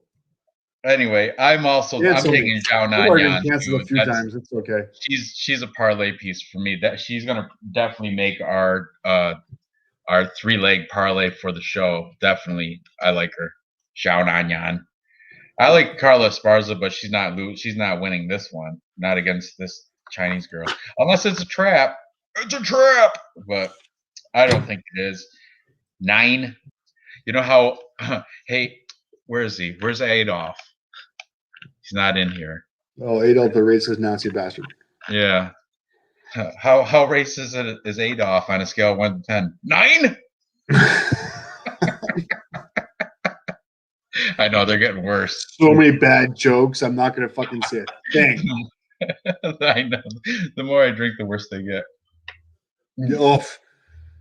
Okay, but I came out with the Round Eye comments. Okay, we're on to the main event. We got Rob Font taking on Cody No Love Garbrandt. This one is okay. Actually, I didn't flip on this. I've stuck true. I'm going to come right out and say I'm on Rob Font. I don't like Cody Garbrandt personally. I don't know. I just don't. I never really cared for him. Rob Font has a 6-inch reach advantage. Unbelievable. He's coming off wins against Marlon Moraes, Ricky Simone, Sergio Pettis, little baby Pettis there. And then before that, he had a loss to Rafael Asuncao, who Cody Garbrandt just beat Rafael Asuncao. But before he beat him, Cody Garbrandt was on a 3-fight skid against Pedro Munoz, and then twice to TJ Dillashaw. All 3 of those fights lost by knockout. Round 1 knockout, round 1 knockout, and round 2 knockout. And before that, he had that win against Dominic Cruz. So Cody Garbrandt, I mean, I got who. Go ahead, give me your spiel. No, I'm watching Bellator. My arm hurts. Oh, what's going on, Bellator? In a woman's fight. Whatever. Anyways, is it okay? So I told you I spent 4 days watching videos, studying, doing the whole fight card. I think I've been pretty good so far. I've given you guys great stats. Is it? Hold on. In Bellator, is it like a Davis versus Chablis? I've got Nareda versus Guy. What am I? Is this behind or something? Yeah, it's got to be. I don't know. Go ahead. Now, what are you saying? I've got number 8th ranked woman fight between Loretta and Guy. 36 seconds left of the first round. Is what I've got. I don't know. I just refreshed it. Now it's just a commercial. So it's John Danaher, BJJ close guard, goes further faster. I could be lying. So okay. I busted my ass on this card. I spent way too much time watching way too many videos, watching way too much coverage. Good. That's how you watching tape. You watch fights, like past fights? Everything. Everything. I notice people stand up, they're circling around to the outside. Dvorak's friggin' slow methodical fighting with his boring fight against Espinoza with his jab and kicks. He likes to circle to the left, and he likes to switch up, circle to the right with a fucking left hook. For fuck's sakes. You know how many he mixes in leg kicks really well too. Doesn't matter. I spent more time on this card than I have on any other card that I fucking got touch. I got to Cody, and I honestly, I love Cody. He's fast. He's good.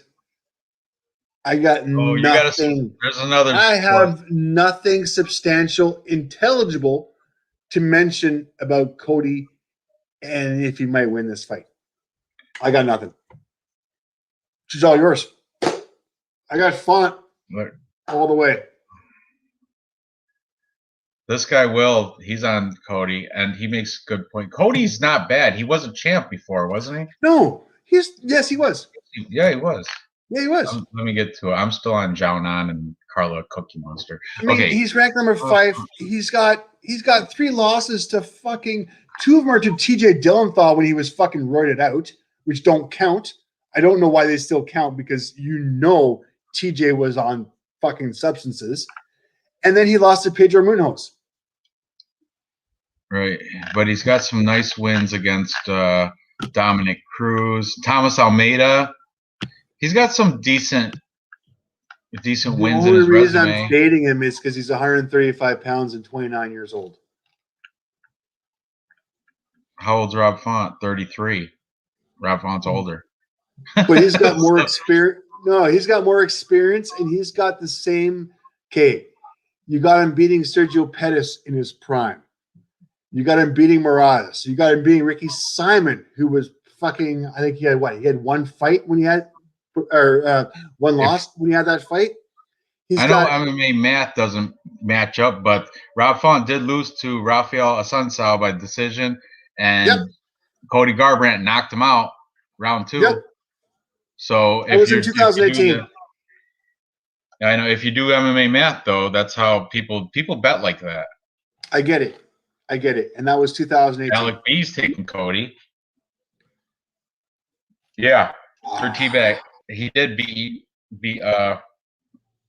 Dominic Cruz for the belt. That's how he became champ. Yeah, exactly. In 2016, he beat Dominic Cruz. Yeah, after a really good fight against Mendez, Almeida, and the Chinese guy Miyazaki. I didn't like him. Whatever. I wasn't impressed with him. I thought that was just a pile-on fight. So I get it. He was good. He was good. He was a champion in 2016. Then, unfortunately, he lost to TJ. And let's be honest, TJ was probably roided up. But this guy was in his prime in 2016. That was 5 years ago. Yeah, 5 years ago. I'm also I'm on Rob Font, and I think he's going to finish it before the end of the 5 rounds. I think he's going to get it done within distance. Yeah, like I told you, I've been fading Cody Garbrandt. I've always faded Cody Garbrandt. I'm just not a fan. I don't like the whole. I get the records. I get everything else. I'm only going to go back so far, and I'm only going to go back 3 years because too many things happen. Too much goes on, and if I'm going to look at it from go back 3 years, 2018. Yeah, he's got that loss to TJ Dillashaw. Then if I'm going to go back from 2018 on, which is what I'm going to look at, I'm not going to look at 2017, 2006. Like, come on, kids. How the hell has your life changed in 4 years? I know mine has changed dramatically. All right. And so these guys, unless you're one of the elite guys, I'll get you for the 3 or 4 years, but that's about it. I'm watching the Bellator. Oh, you're right. Who am I going for? Guy or Loretta?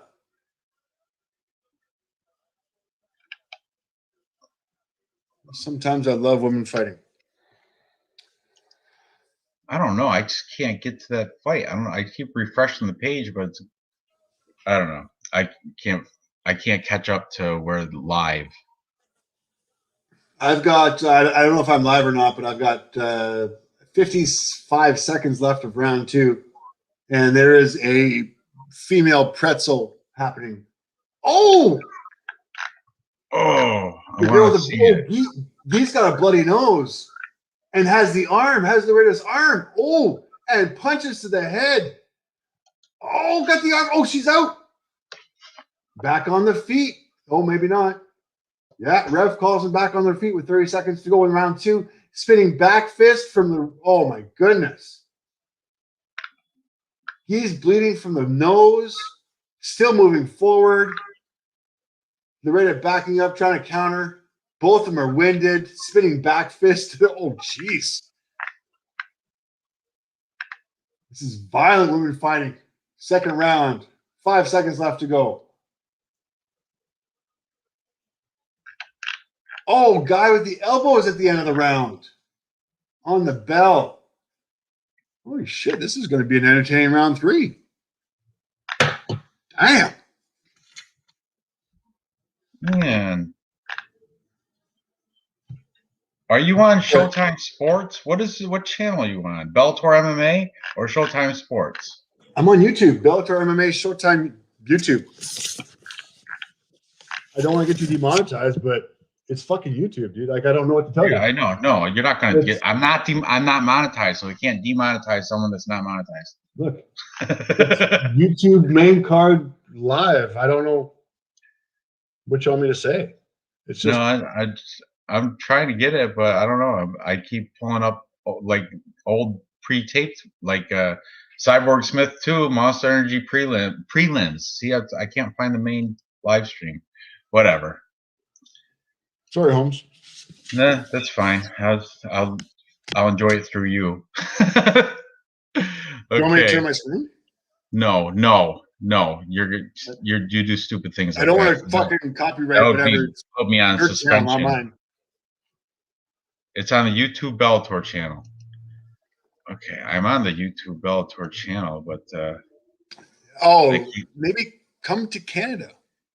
Change your IP address if you have that option. What would I do that for? Because then you can say you're from Canada and get it free on YouTube. I'm sure it's free on YouTube in America too. I just can't find it because you don't have fucking YouTube and seriously? No, I'm on YouTube, but every time the only thing that says belt, it shows the prelims. It doesn't show the Okay, 4 minutes left. Yeah, whatever. Round. You know what? I can find it on Wax Streams. There you go. Wax Stream it. I'm going to Wax Stream it right now. I'm impressed. I've got the first round to Loretta. Second round. You know, Lion Fight 66 is on too. On Wax Streams. Yeah, Crazy Ginger's got that VPN thing going on. Oh, Guy taking the fucking face punches on the ground. Loretta laying off. Oh my God. This is getting ugly. Loretta teeing off on her on the ground.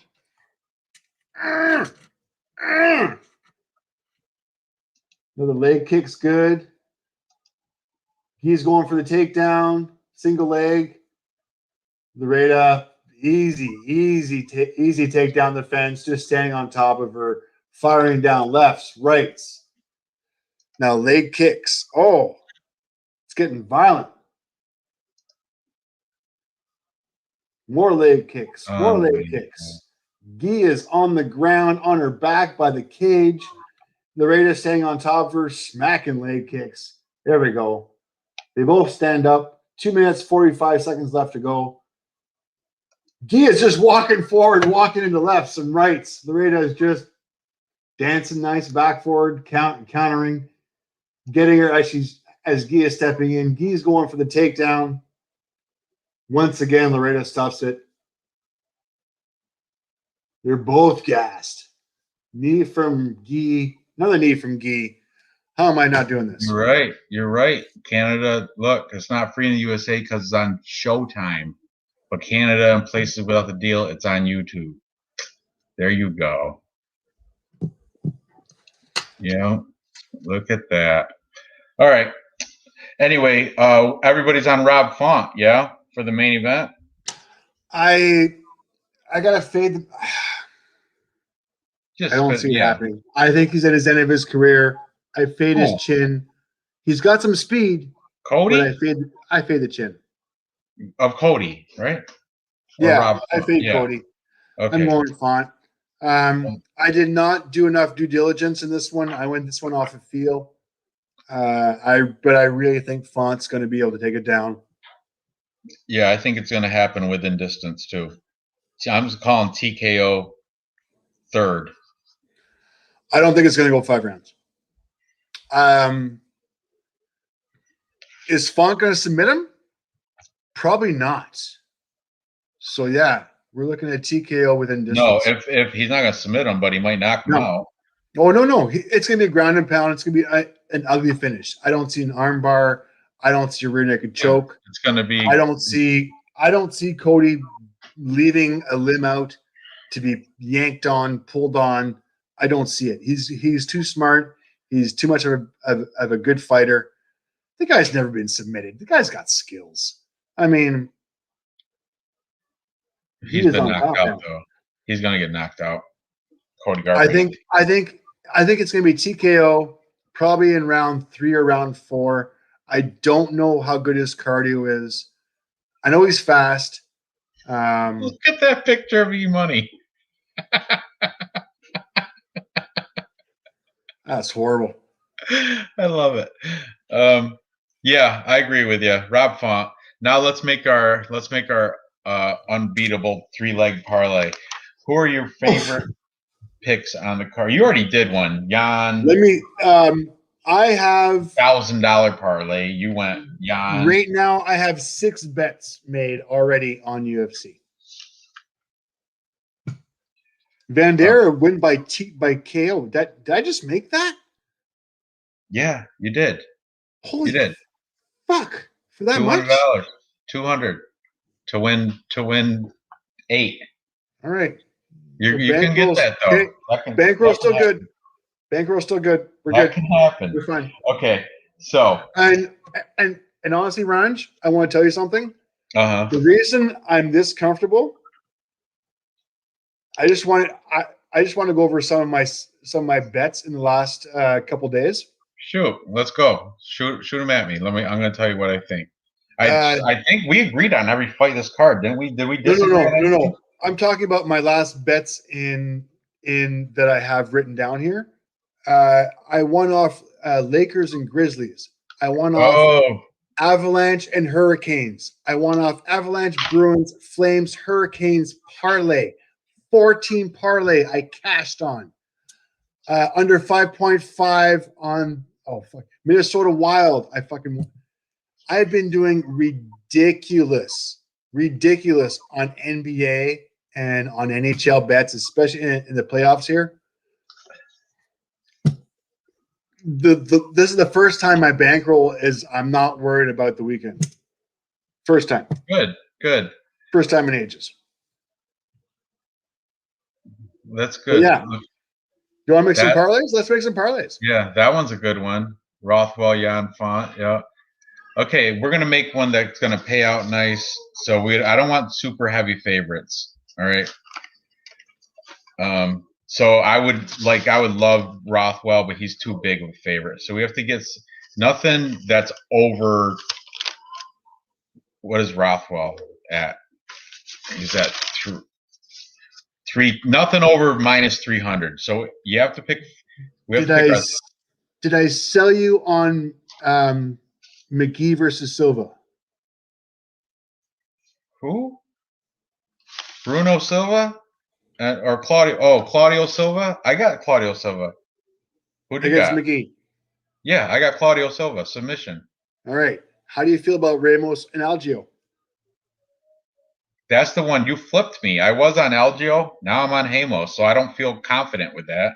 That's not a parlay pick for me, but I'll take Silva, Claudio Silva. I think he's the underdog too. He is. He's the underdog there, but I like him. How do you feel about Medeiros versus Hatsevic? I like Hatsevic.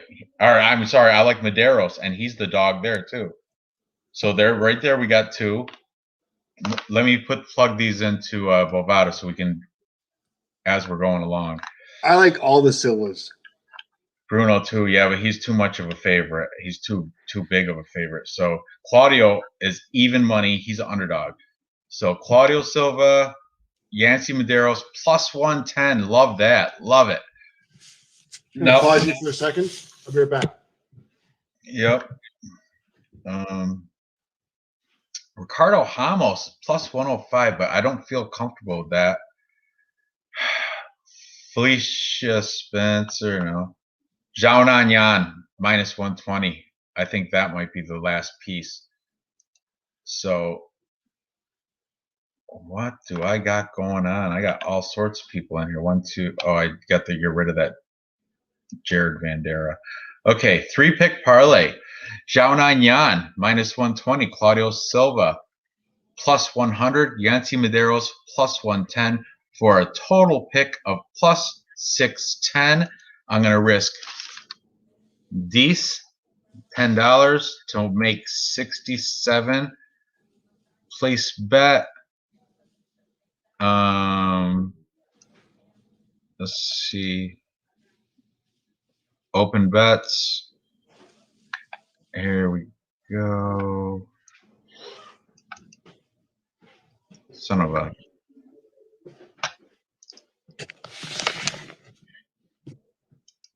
Sorry about that. What? I picked it. I already picked I our. enjoyed you winning that fight. I can't believe she won that. Okay. Okay. What was that bet you just made? Yeah, I just made it. So it's I'm gonna try to copy paste it to the thing. You had Medeiros. Transactions. Open bets. Okay, here we go. What else did you have? You had Yan. Xiaonan Yan, Yancey Medeiros, and Claudio Silva. And all three of them together pay out +670. Claudio Silva. StreamYard. Paste. Hey, my payout's $5.98. Yours is better. Yeah. How much you putting on that? $100? Not as $10 win me 67. Done. Plus $10 gives me 69.80. Done. What else we got? Hold on a second. I want a 3-leg parlay. That's at plus son of a plus 670.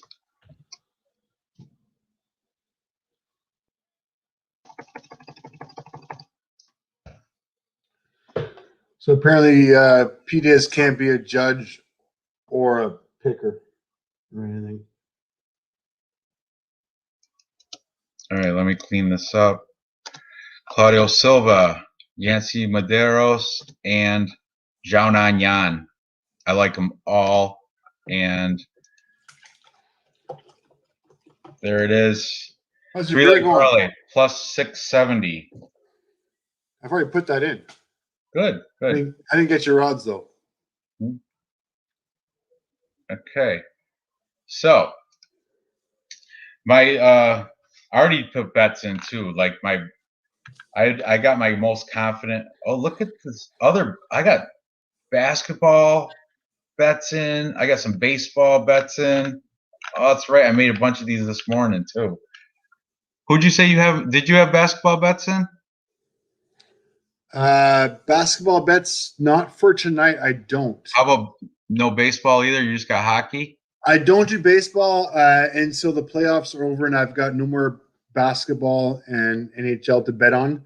I find I make more money off of the playoffs than I do off baseball, and I like to wait for the baseball season to kind of get settled before I start making my decisions. I don't have enough. I got Knicks, Lakers, Clippers parlay, all three of them. What do you got? Knicks at -120. They're playing the Hawks. The Lakers are at Phoenix, and they're underdog +120. And the Clippers are at home against the Mavericks, and they're -210 fave. But all three of them together, I don't know. It doesn't say what the payout is, but I've got tonight. I've got the Grizzlies. I have a prop bet on Curry. Tomorrow, I got a lot of bets tomorrow.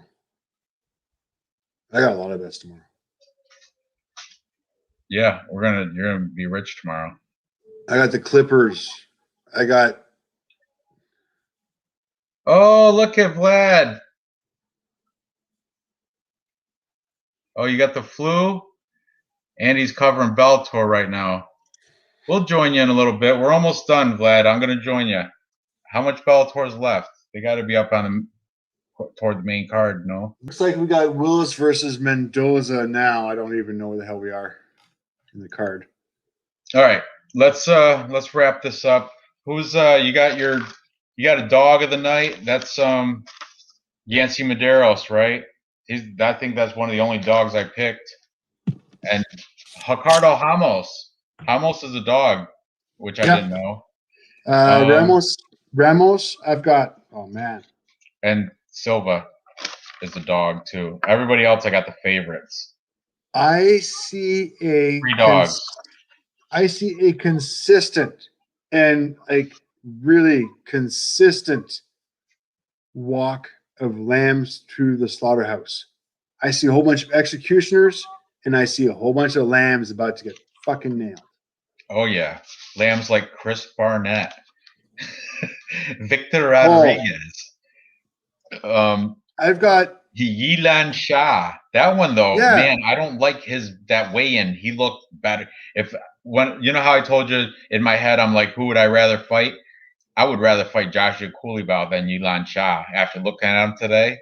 But I'm still taking Coulibaugh. I already got him locked in. But more, man, that Shah, that might be the upset of the night. I'm kind of worried about Spencer being the trap. Yeah. I'm worried about Yan being a trap.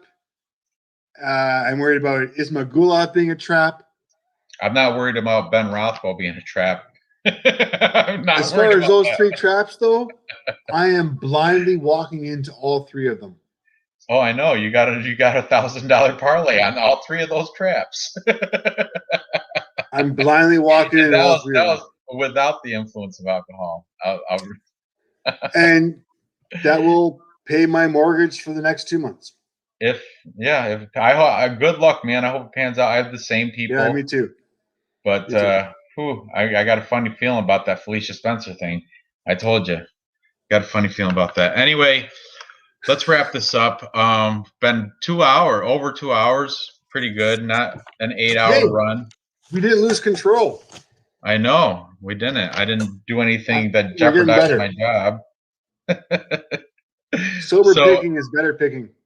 Yeah, it is. All right. All right, guys. I appreciate everybody in the chat that stuck around with us. I'm gonna go over and visit Vlad for a little bit.